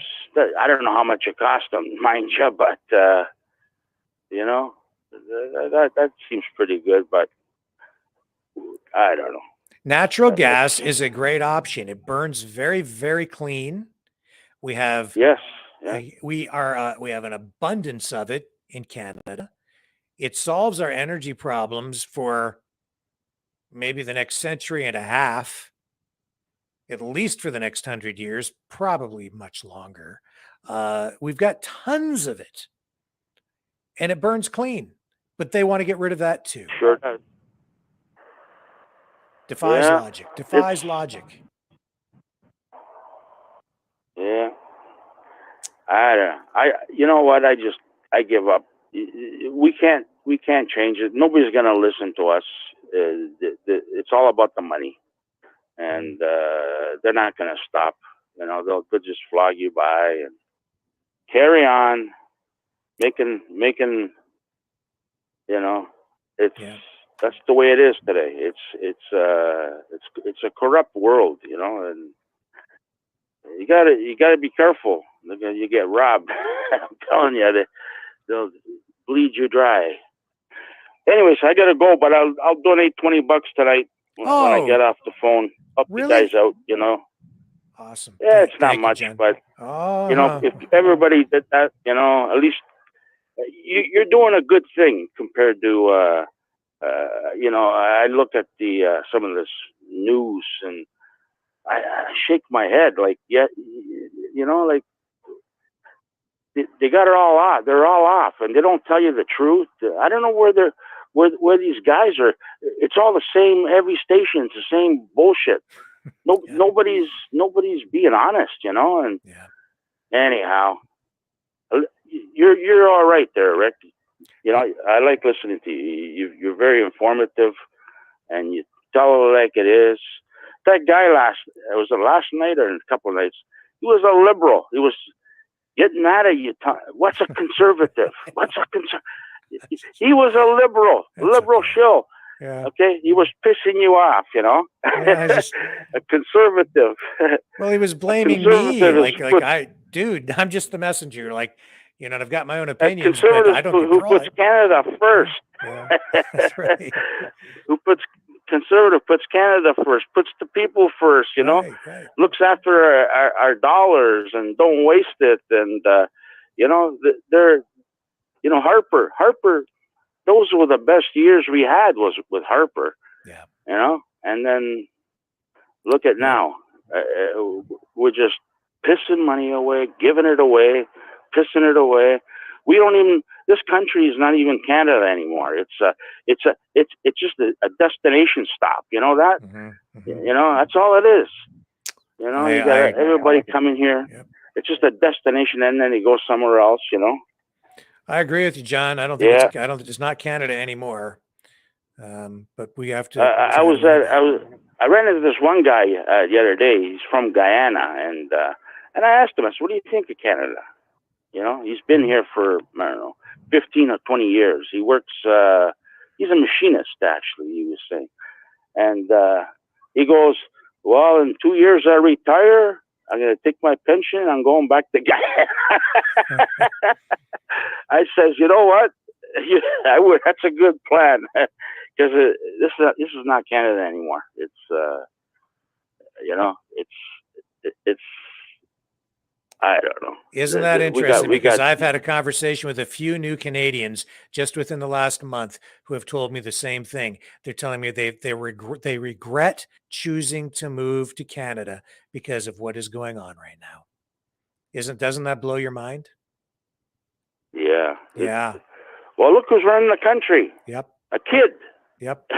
A spoiled, rotten kid. And no, but he's being told what to do. He's a puppet, like you said. You know. Yep. Just a puppet there. You're bang on about some of the shit he's saying. It's like, you know, like. You know what it was? The guy's a clown. He's a clown. Yeah. You know what, John? It's like I was saying, he twists the words around, and when he's talking to the Muslim community yesterday. Oh, that burned me up when you said that. I never heard that until I heard. See, that's why I watch your show. Yep. That really made me sick. You know, you know what it's really like? He's like a gangster. He stands up in front of you know, a group of people, Muslim community, what he's really saying is, "Hey, you know, nice little community you have here. Be a shame if some white supremacists came around and started to like burn down your mosques and maybe cause some problems. You know, you might need a little insurance. You know, voting liberal might just keep you safe, if you know what I mean." Yeah, that's what he's doing. I'll keep those domestic terrorists away. Yeah. Why people can't see through him, I don't know. I don't know why people can't see through the guy. He's a bullshitter. Yeah. You know, if you catch him lying once, that's all it takes. That's all it takes. And I'm sure people have caught him lying, but they just don't give a shit. You know what I mean? Yeah. People don't care. A lot of people I talk to, they don't care. They don't even vote. Yeah. You know, they just work, provide for their families, have a good time, and but. Thank you, John. We're going to move on to Sarah here, who's been waiting for quite a while. So. All right. Nice talking to you, Rick. Bye. Great to talk to you too, John. I appreciate you calling in all the time. It's great to talk to John. Oh yeah, I'll donate that 20 now. Yeah. Oh, thank you, man. See you later. Means more than you know. Bye. Thank you. We do have bills to pay. That is for sure. How are you tonight, Sarah? Hey, I'm doing pretty good. How are you? I'm hanging in there. What are you thinking? That's good. Oh, I was just calling because some of the points that were made about climate change and stuff, and you might disagree with some of the things that I'm going to say, but one thing that the last caller had said about some people that they don't care, they don't vote. That's absolutely correct. But so a lot of the rhetoric is that it's some sort of like money making scheme about climate change, and like how basically it's these people trying to make money off of telling us that the world's ending because the climate, because it's climate change. It's like, if you take a step back and think about where's the money already in the energy, it's in oil, right? So when we're looking at who has the most influence about policy, shouldn't we be looking at who has the most like stake in the game, which would be oil, like OPEC? That's where I fail to understand how people think that it's a money making scheme, and how they can't trust scientists. And people didn't go into science to like make money. Like there's not like a ton of money in science. Like, yeah, once you get up the ladder, like in any career, but it's not like old money, like oil. How does that work? Why do people think that? Are you asking for my my input on that, or just expressing an opinion? Yes. Well, whatever you want to, however. I understand both perspectives. I also know that oil companies get a lot of government subsidies as well. I think there's just corruption all the way around. I think it's a constant power struggle between the oil lobby, people who make money on the oil side, but then I also see that there's corruption and a lot of incentive on the other side too, where politicians who embrace these green programs are able to bribe people with promises of payback if they get elected, and I'll get you this solar contract. And a lot of this, I know people who have become very wealthy with solar panel installations. They become multi-millionaires in a very short period of time. Right, but hasn't, which is not a promising necessary. Oh, go ahead. I'm sorry. The only thing I'm going to say about that is, to me, they got rich on a government program that made no sense. In fact, I made some money off it just because I got some video production work out of it, right? Making videos. Right. I didn't get rich, not by a long shot doing that work, but it gave you some work. But it gave me a little bit of work. But because I became familiar with it and I understood how the program worked because I was doing that work, I also understood that it was complete BS, because the contracts they were giving farmers and the subsequent money that the solar companies got that sprang up overnight, it was all subsidized. And it wasn't, they like to use the word sustainable. The people that I knew in the industry who were giving me the work, who had set up these companies, they were telling me outright, it was a 2-year deal. They knew that at the end of 2 years, it was going to be shut down because it made no sense economically, like financially. The government was paying out more to generate the electricity with these solar panels, these solar installations, right, than they were charging the public for the electricity. Everything was being done at a loss. And it was not economically sustainable.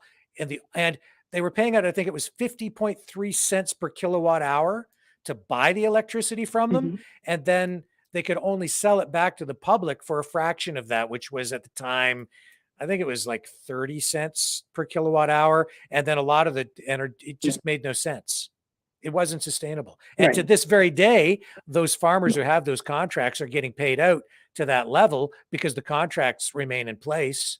but they stopped because it was bankrupting the provincial government in Ontario, and it was driving up electricity rates so much that they then had to backdoor government money into hydro because people couldn't afford to buy the electricity. So now they get rebates and there's subsidies on the consumer side. So it's getting a double whammy of subsidy. Made no sense whatsoever, but a lot of people did get rich over 2 years. Right, which is messed up. Yeah, I mean, just how I guess reasonable it is for everyone is the best. Yeah. The best way. But my about subsidies, and if someone were to say just subsidies in general are bad, like you guys were talking about the Hoover Dam earlier, that was created under the New Deal, and that was created entirely from subsidies, or at least it was part of a plan to that was part of subsidies, to help the farmers after the Great Depression, so that their land could be used to farm. It was a public works project, like many others at the time, which, I understand the concept, the economic concept behind make work projects or public works projects to stimulate the economy.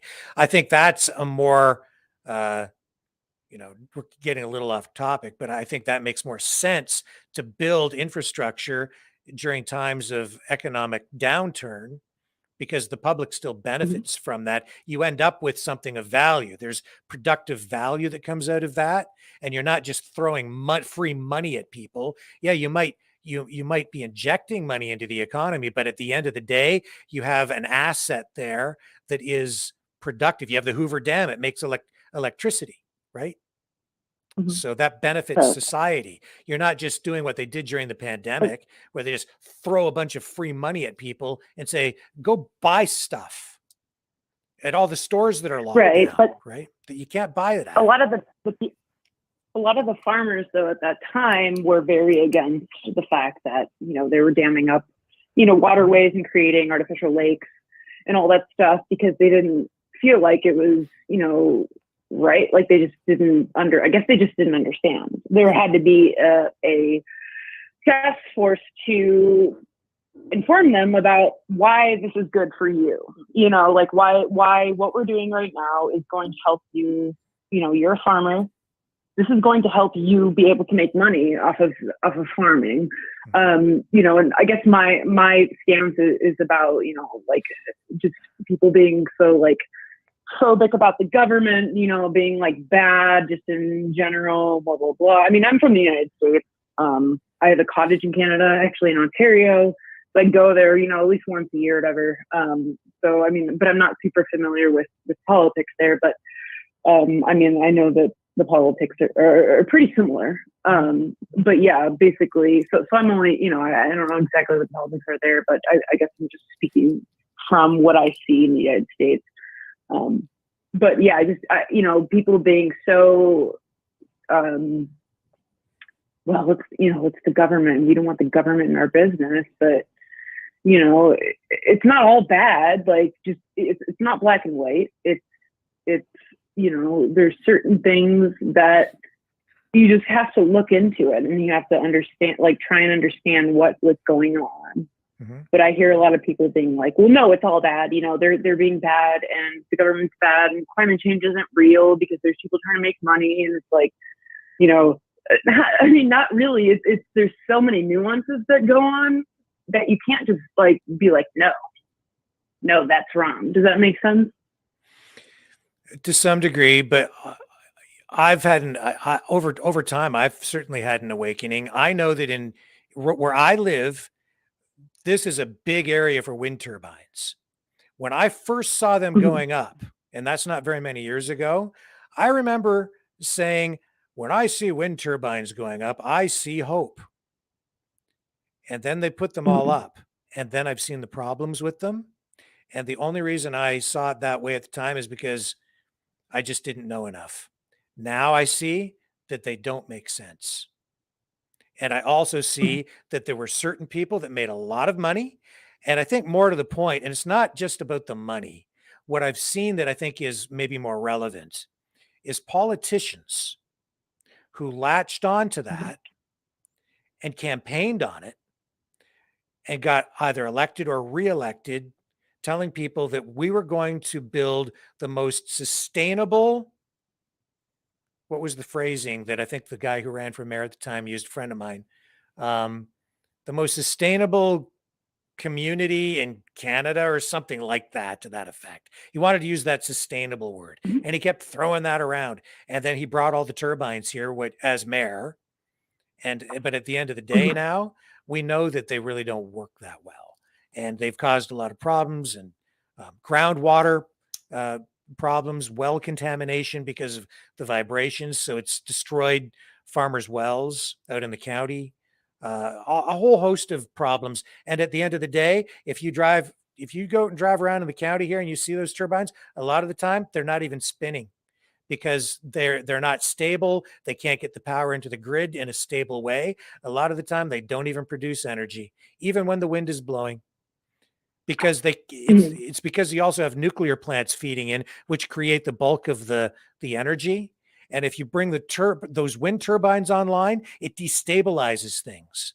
And you can't just shut down a nuclear plant instantly or turn it right back on again. You have to sort of plan for it. So if they're producing too much electricity at any given time, they have to shut down the turbines because they're producing more than they need from the nuclear plants. And then they actually export it to, sort of to New York State and to the US and sell it into that part of the grid. So it's more complex than people realize. And because those turbines are not stable, it's the same thing with the solar panels as well. We don't even have the infrastructure here to handle those solar panels in a lot of these areas because the lines that go out into the county are so old. And even now, this is going back probably 7 years. They haven't even improved the infrastructure here. Down in Windsor, where they're building factories right now to build like the lithium batteries for cars. They're setting up new factories there. They lost a factory because they didn't have the infrastructure to put the lines in to provide the electricity to the factory to produce the batteries. Right. So you were saying about the infrastructure of, like power companies. I pay I'm not sure about you, but in my area, I pay way more than I think I should be paying. And I've had a power outage within the last year where my power was out for 24 hours, and okay, where's all that money going? And for example, Texas, with that, I don't know if you remember that or heard of that when everything kind of froze over. Yep. Because they weren't ready for they were not prepared. Yeah.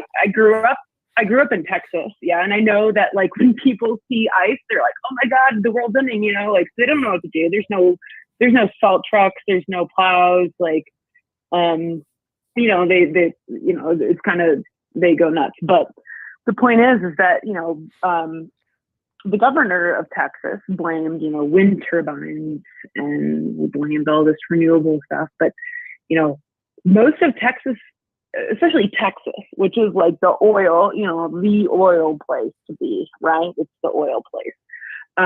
He blamed, renewables for seizing up in the cold. But that's not even where we get, they got most of their energy. What actually ended up happening was that the oil, basically the oil plants seized up because they were not winterized. They weren't ready for freeze.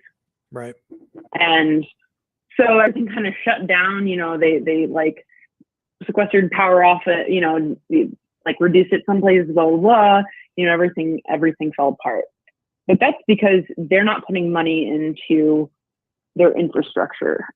From what I can tell, is they're prioritizing growth and profits at all costs, rather than putting it back into the company. Same thing with ISPs, they don't put it back into the company.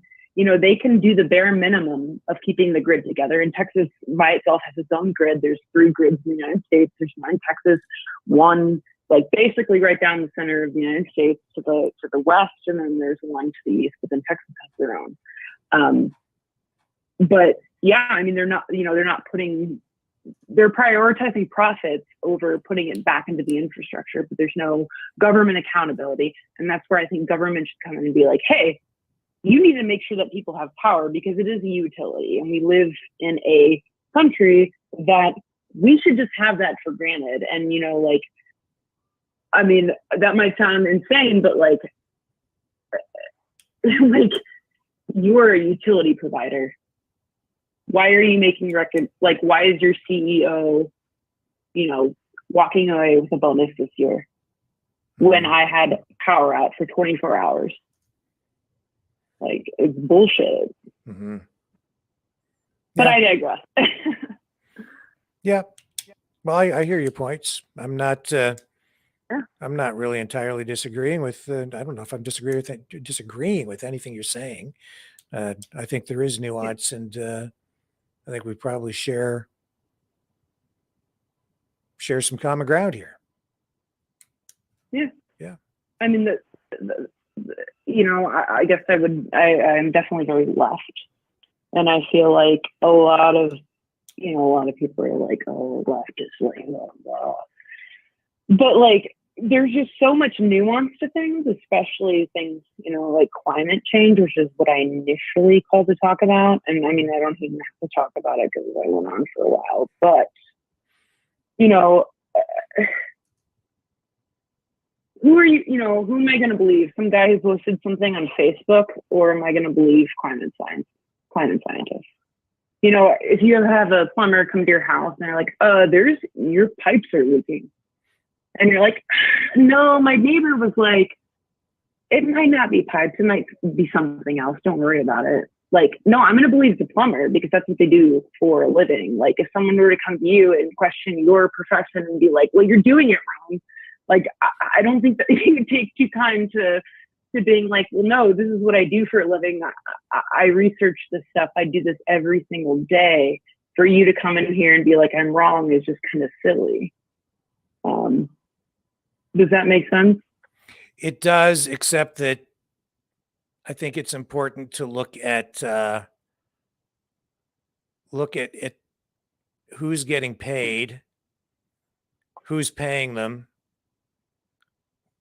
check what you're reading for political bias. It just isn't quite that simple. In fact, it's not that simple at all, because every institution today has been infected with political activism, from the courts to our universities to our corporations, everything. It's rampant. It's everywhere. And you're seeing, you cannot believe and trust things at face value, take it at face value anymore, because there's so much censorship.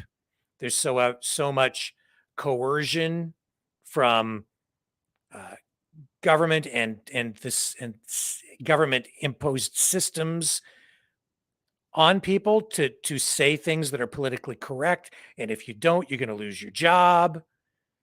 That filth finds its way into studies. And a lot of these studies, whether they're an academic exercise in science or a survey commissioned by a polling company, or even if it's a group like we've pointed out here, that is engaged in exposing or combating racism, when you are given a government grant to expose racism and it's worth millions of dollars, you can be darn sure that the people getting the grant are going to go out and find some racism, because they're going to find a way to justify the grant so that they get the money. You see how it creates a bias? So right. To expose racism. Wait. So that's what the grant was for, or that's what the grant is for. Yeah, That- like that if you was just I gave guess. money Like, to an I'm not- I organization guess I'm with not wrong. if you just gave money to an organization with no strings attached, it happens in the arts as well. If you are an artist and you get a grant from the government, that grant comes with strings attached to it. And I can tell you, just as even a video production company, it's the same thing with me. I went to the States. I left Canada. I have a television show and I don't run it in Canada anymore. Because if you get a grant or even a tax break, in order to qualify, you have to produce a particular kind of programming. And it has to have a certain amount of Canadian content, Canadian actors. It has certain messaging, right? So if you're an artist, it's the same thing. Your picture has to be a picture of this. So it's the same thing, whether it's a study or on climate change or a survey that's commissioned. Do you see what I'm saying? Right. No, I do. Yeah, absolutely. And you know, my boyfriend has received multiple grants. And you know, from that I've learned, like I also work in media, not in the same scope or the same area that you do. But yeah, I mean, it depends on who's getting the grant. It depends on, you know, obviously where the money's coming from, blah blah blah, all that stuff. But yeah, and like I'm reading the chat, it's kind of funny. Everyone's like, he does not like me and talking, but like, I mean, to be honest, I think we agree more on things than people want to like realize. Like, you know, like. Yes, sorry, but it's true. You know what? It's true. We do agree on more things than we disagree on.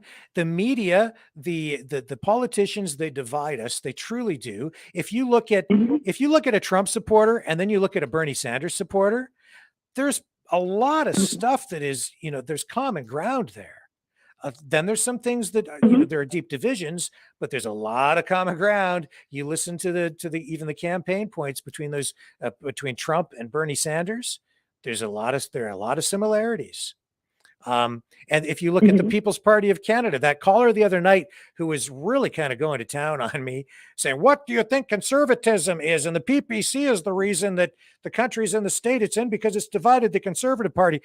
What he doesn't understand is the political landscape really has been redrawn. I don't really buy into the whole traditional left and right descriptors anymore. And if you look at the PPC, yeah, it's run by the leader is a former conservative who ran for the leadership of the party and lost and then created this offshoot, the PPC. But a full disclosure, I've been involved with the PPC directly. Can you what is the PPC stand for? It's the People's Party of Canada, started by Maxime Bernier, who was a conservative leadership candidate, lost by like 1%, and then left the Conservative Party to form the PPC. So people view the PPC as as the new home of true conservatives, and that's really what it started as. But but over time, if you go and look at who's actually a member, and I can tell you this because I've been intimately involved with the party. The party is made up of people from all the political parties. The New Democrats, which are pretty socialist, they're sort of the workers part, traditionally were like the workers' party, right? Unions, liberals, and conservatives, all of them. But because there are certain issues that bind them, that attract them, mostly civil liberties issues, which in and of themselves, those issues tend to appeal to conservatives generally. There's some division, but on maybe some economic things. Certainly, when you get over to the climate change stuff, you start to get a little bit of like the kind of conversation you and I are having now. You get more of that. Yeah. But man, there's more common ground than people realize. And that's what you're finding with the PPC. People don't realize the diversity of political ideology that's within that party. And yet there's almost no fighting because it's the strong issues on civil liberties that bind them. and they found family there. In fact, I'm certain that if you went through the people watching this show right now, you would find exactly that kind of demographic makeup on from a political perspective. Look, you're watching the show and you're sort of left, right? Left, right? Yeah, no, I'm very, I'm a communist. You're free. No, I'm just kidding. I mean, I'm definitely very left. Definitely very left. And you know, it's interesting though, because, you know, in the U.S., the right is much further right than, I mean, even the left, even the, like, quote unquote Democrats in the United States are right leaning in comparison to some of the countries in Europe that are within the same, you know, economic bracket as us.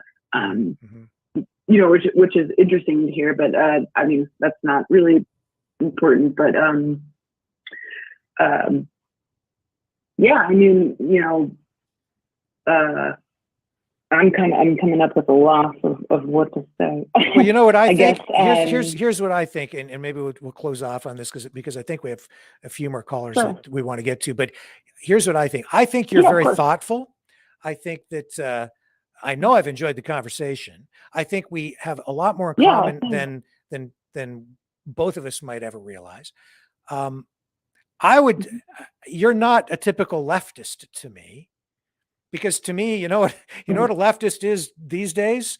A leftist is somebody who just listens to whatever the media tells them and believes and regurgitates it.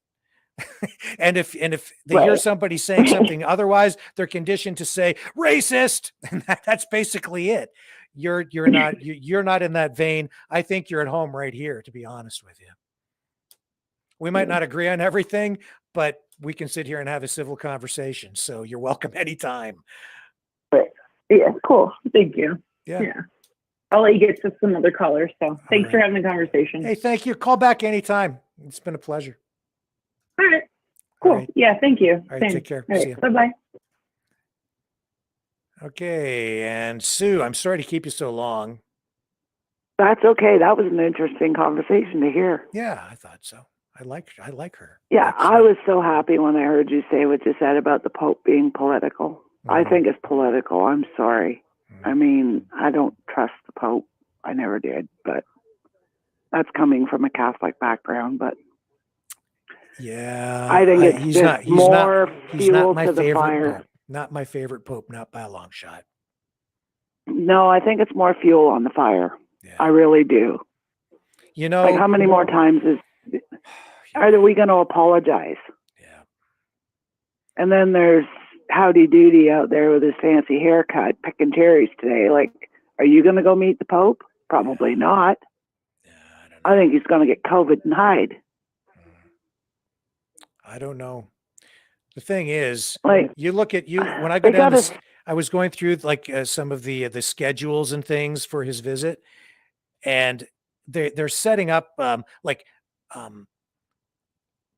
mental health counseling and stuff for the residential school survivors and the First Nations peoples and anybody, I guess, who is there that will be so traumatized by this that they're going to need mental health support while they're there because they might have a breakdown, I guess. You know, if it's you see that's I think you're kind of hitting the nail on the head, because how is it that we're getting healing from this? When they're not healing, they're just regurgitating it over and over and over again. If you want to help the indigenous people, why don't you put the wells on the reserves that they've been asking for years? Yeah. Clean water. Like, stop bringing the Pope.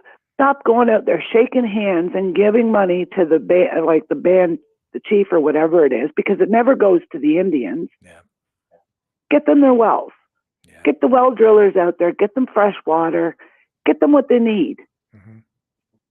Like, stop pissing around with this residential school stuff. Give them what they need. I was out on the reserve by me, and that's the one thing that people keep saying. Give us the water we need.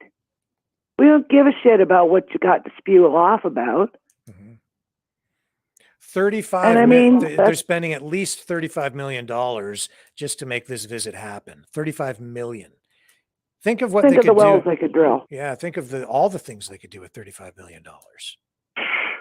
And then he's out there giving whatever 9 billion or something for something in BC.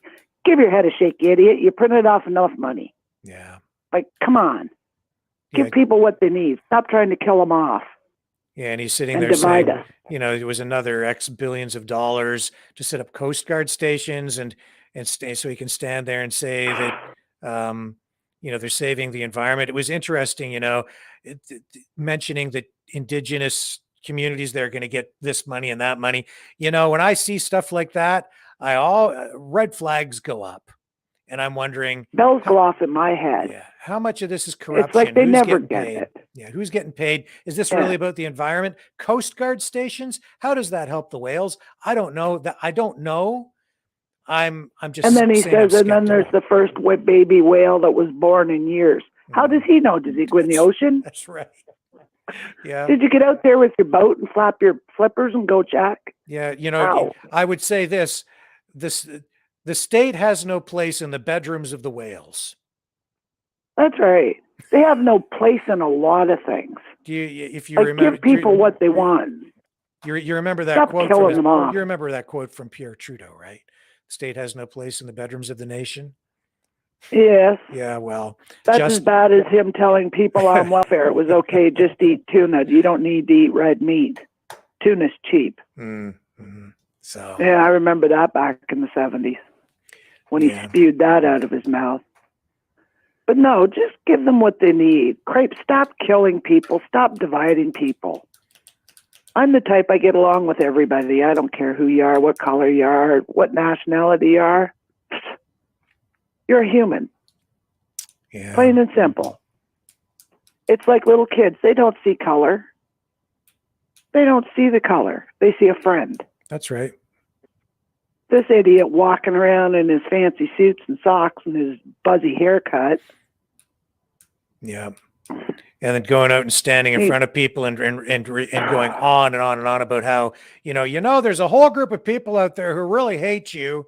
They're racists, There's a lot of racists out there who hate you.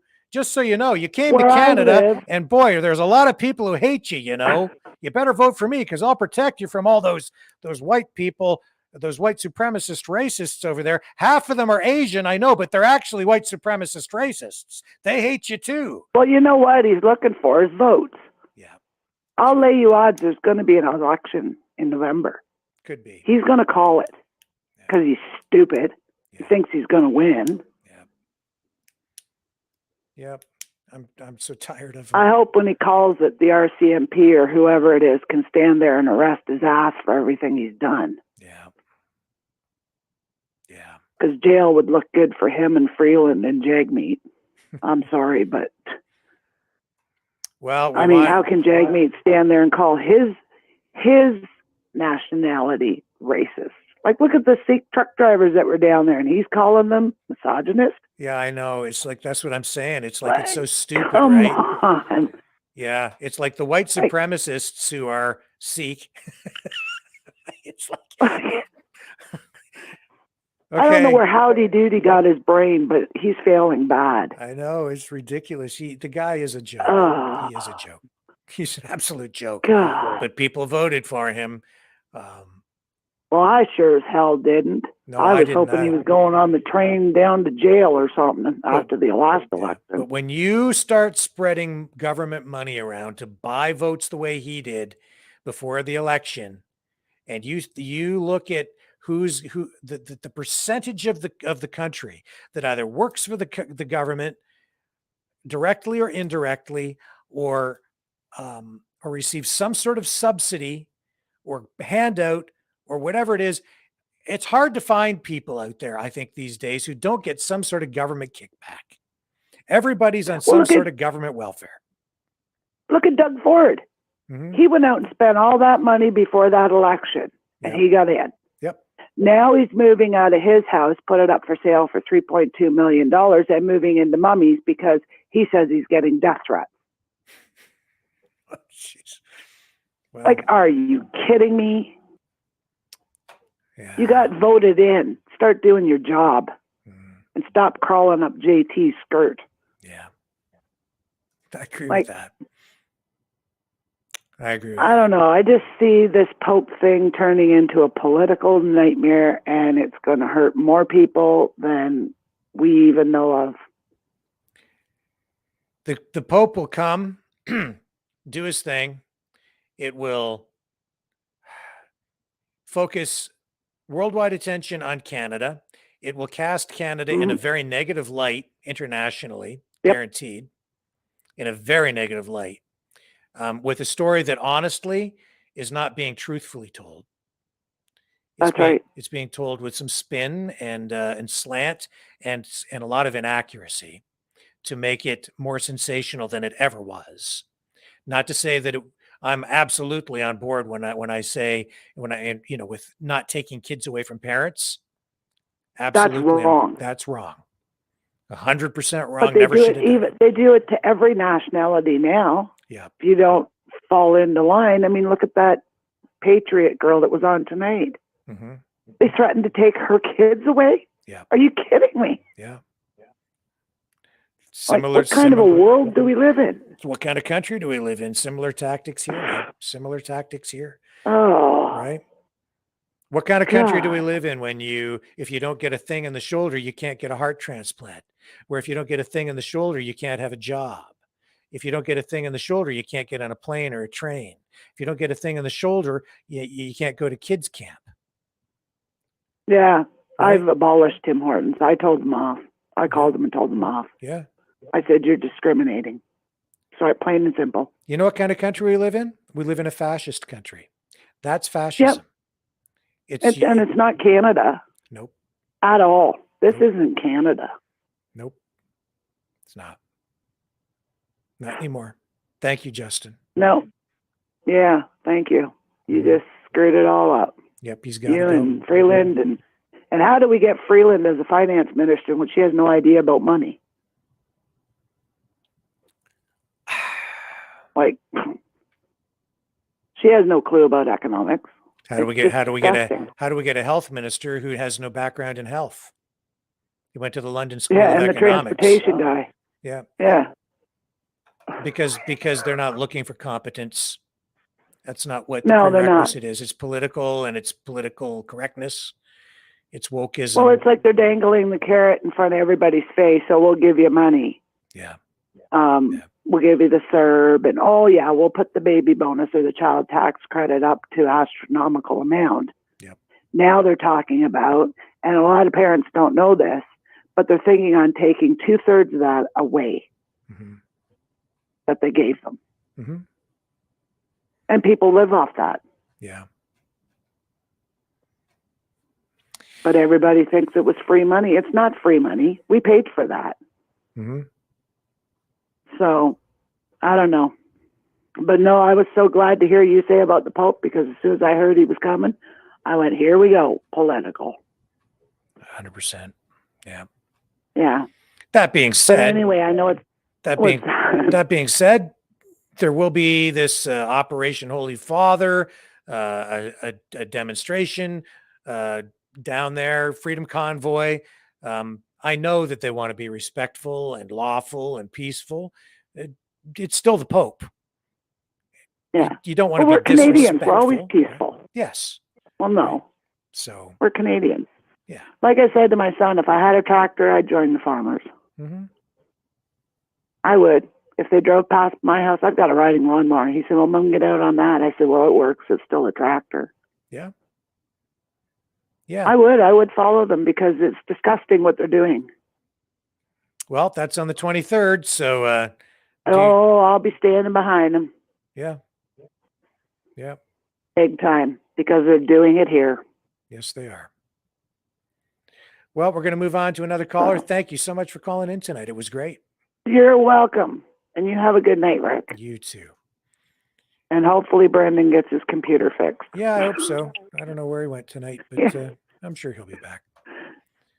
All righty. Talk to you later. Thanks. How are you tonight, Sean? Not too bad. How about you? I'm okay. Thanks for waiting. Sorry it took so long to get to your call. No problem. I wanted to put something in on a happy note because all the reality, it's good to hear the reality, but it's a lot of dark stuff right now. Yeah. So what I wanted to bring up that was positive was something that Brendan touched on the other night. Mm-hmm. I thought his choice for your superhero name was perfect, Sir Lancelot. You know, I didn't even hear him say that. Sometimes I zone out because I'm doing other things. And then sometimes I come back and he'll be talking about something. I'll say, I didn't get that. I don't even know because I've been pushing buttons or something. So I didn't even hear that, but that is pretty good actually. Yeah, I couldn't believe that. I tried to think of a better one the next couple of nights and I just couldn't. Sir Lancelot. Yeah, it's pretty good. Yeah, he came up with a really creative one there. It was awesome. Yeah, well, thanks for pointing that out at my expense. That's good. The other positive thing I wanted to bring up was something you touched on a couple of weeks ago. Mm-hmm. It was I think you said there was a story that the Sun did on Maverick News a while back. Okay. And you were saying that the reporter, you were actually surprised he gave you a decent review. They did? I'm sorry, I don't recall, but I'll take your word for it. I know that we were mentioned in, I think it was the Globe and Mail, because we did a story about, we had the author, Derek Smith, of that book, How the Prime Minister Stole Freedom. So yes, we were mentioned in that article. I know that. I don't know if... Yeah, because I remember the one that you were talking about a review, and I just remember you were surprised because it was actually a decent review. Yeah, that would surprise me. So if you heard me say that would, I'm sure that's accurate, because why a mainstream media outlet would give this show and me these days positive review, I can't fathom it. I know, that's what totally caught me off guard about it all. Yeah, it's I'm not a big fan of what's happened to the mainstream legacy media, that's for sure. I'm ashamed most days to admit that I was part of it. I hate to even tell people I worked there.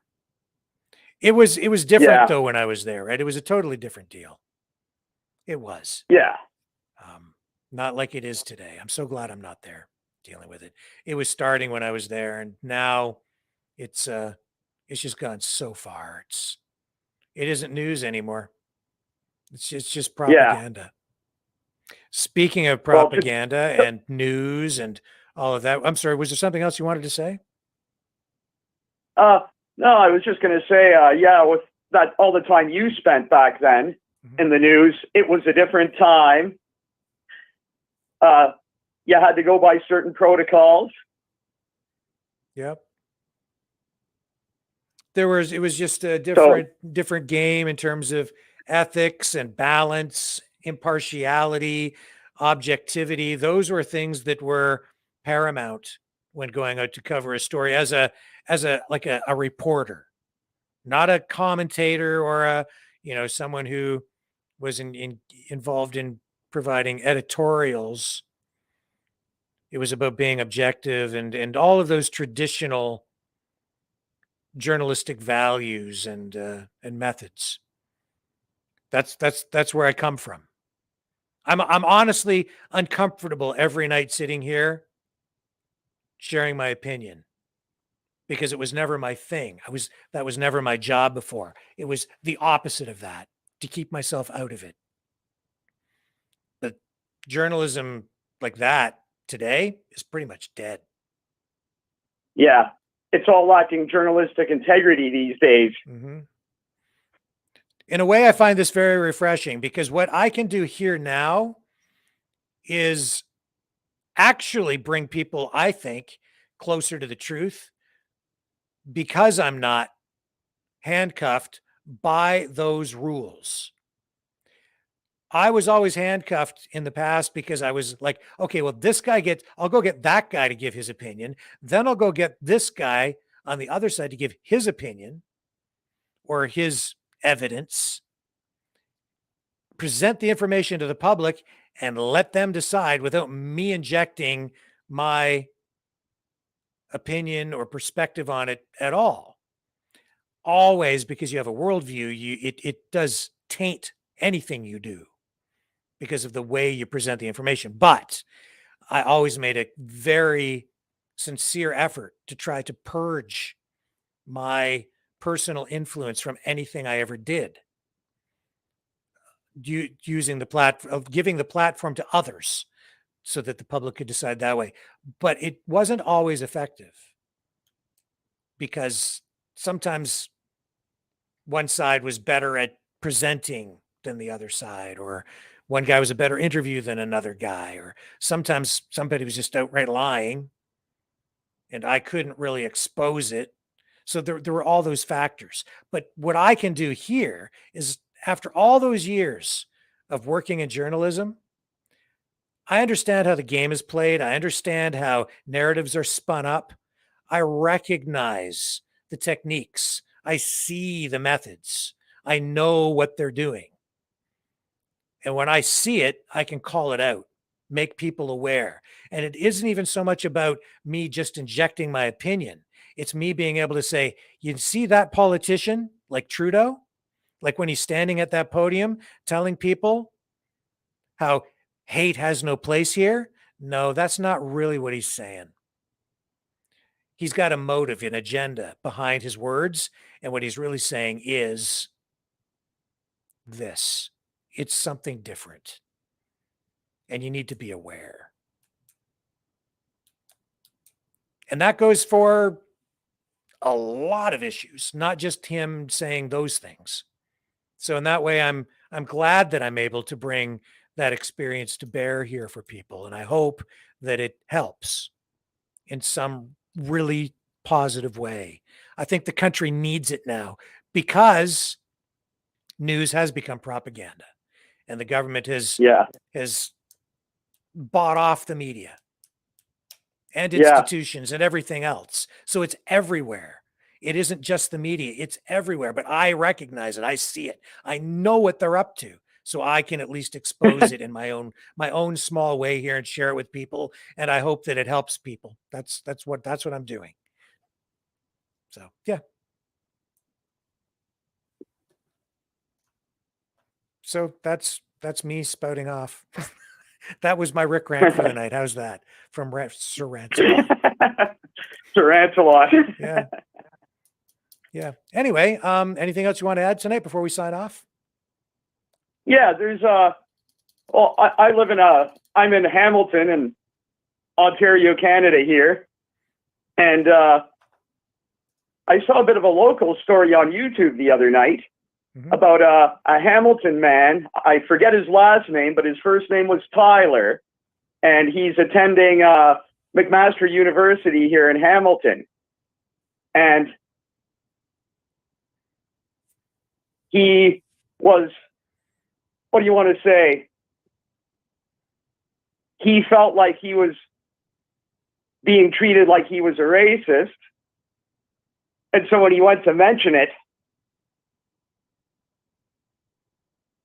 they told him they'd rather him not even speak in class because it upsets other people in the class. So he was instructed to, speak to different people in the school, get things going. He did all that. He ended up filing grievances, and it ended up coming back in the end. Once it got kicked up to the dean, he got kicked out of school. So now he's not going to school, and he's trying to figure out how to move on with his life. So that's just an interesting little local story that just came up not too long ago. So if I'm following what you're saying, because I'm not familiar with the story, he was canceled basically? Yeah. Yeah. Yeah. As soon as he made any noise about it, he said he'd filed some grievances to the appropriate people.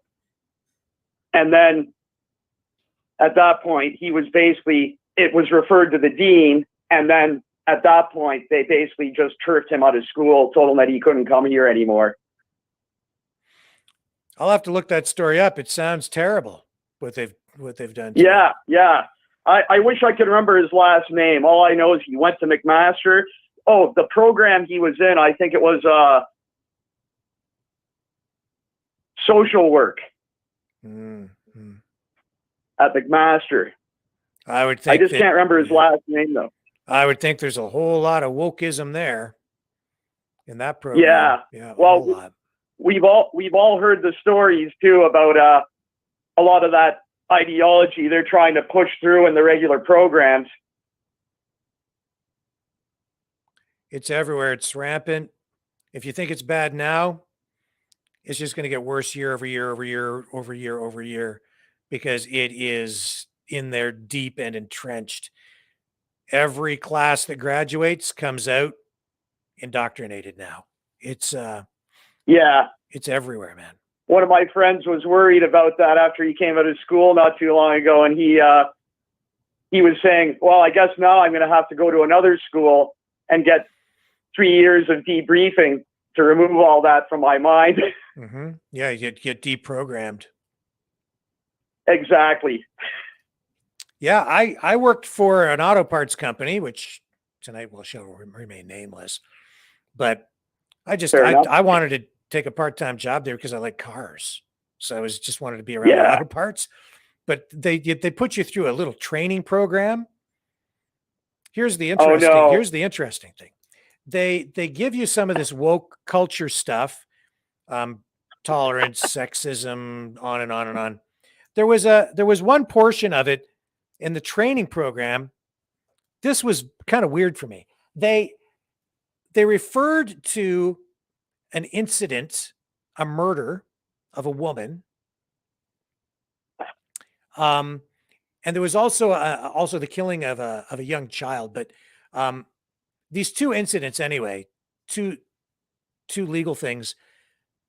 I had covered those stories myself as a journalist. I was in the courtrooms and I dealt with this stuff, but they were brought these up in the training program as examples of XYZ issues, social issues, right? To be dealt with. The way they were presented in the program was not accurate. I know it wasn't accurate because I was there for the entire trial in both cases. I also know that a lot of the other media that was there over time took those stories and they became very political, but it wasn't accurate the way it was portrayed through the media. But it filters its way from like those CBC style, woke articles and television stories.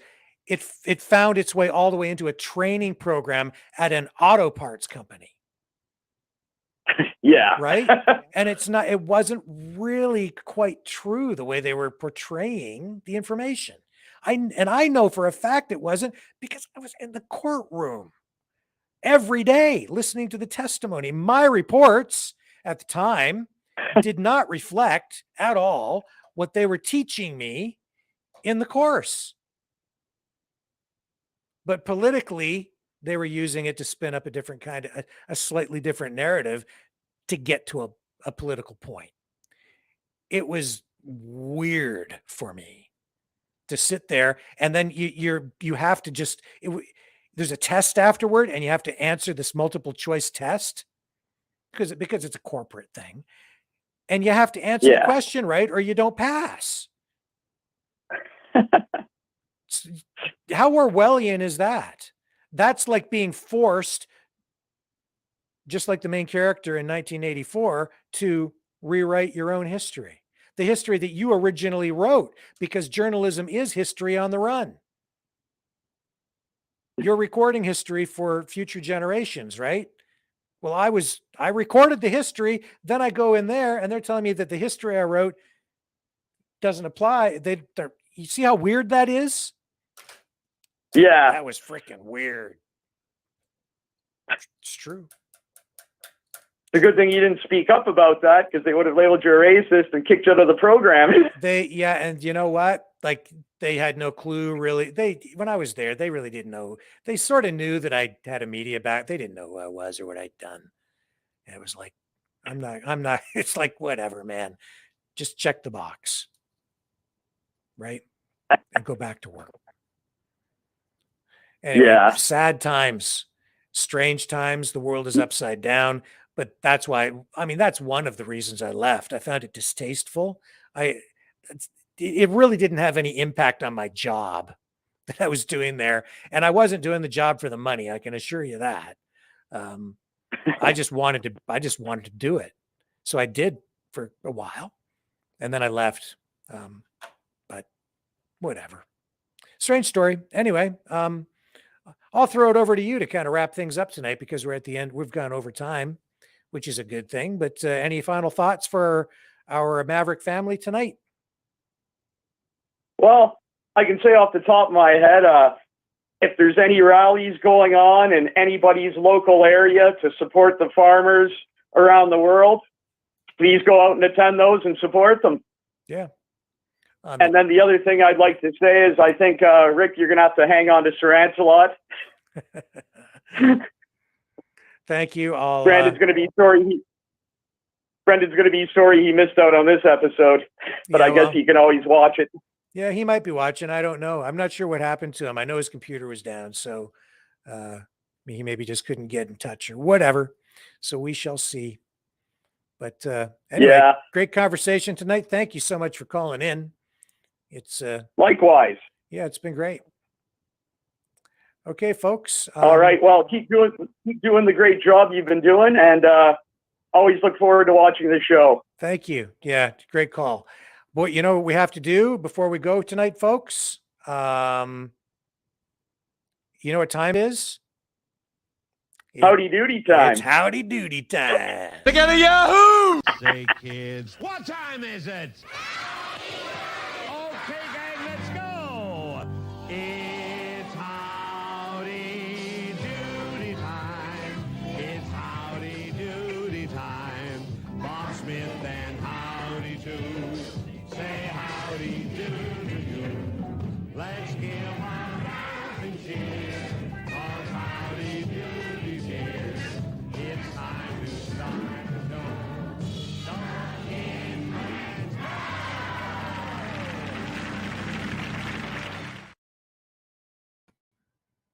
There you go. That's Brendan's creation. Howdy doody. Well, folks, yeah. It's amazing. Tell Brandon he did a great job on that. Yeah, he did. Yeah. I'll be sure to pass that on. We've already told him. He knows. He knows how great he is. Yeah. Yeah. All right, my friend, that is a wrap tonight. So just remind people that if you can support us, you can donate at freedomreporters.com. If you haven't, please like, share, subscribe. Make sure you subscribe over on Rumble. You've heard the spiel before. We could sure use your help. And those are the ways that you can help us continue to do our work here. And we have a lot more of it to do. Tomorrow night, we have a very special guest, really interesting story. A couple of interesting stories from this special guest, John Mark Dugan, journalist, ex-cop, ex-military guy, whistleblower, left the U.S.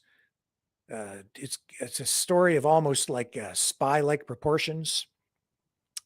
Now covering the war in Ukraine, doing some journalism. Very interesting fella, and we're excited to have him on tomorrow night here on the Maverick News Channel. So you're not gonna want to miss it. He's a very interesting fellow.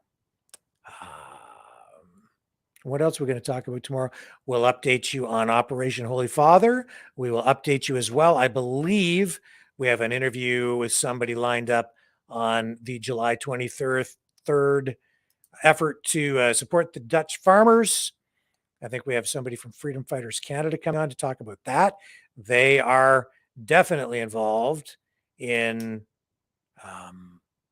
keeping people safe, coordinating things, trying to keep things on track there, so they know what's going on. I'm not sure about organizers, but they've got a bead on it. So I know I'm going to talk to somebody there tomorrow. So more to come on all of those things, and a great special guest tomorrow night. freedomreporters.com to donate. Thank you, everybody, for watching. Appreciate everybody tuning in. What can I say? Love all you guys. We'll be back tomorrow night, 6 p.m. Eastern Standard Time here on the Maverick News Channel, where we have the antivirus programs for your mind.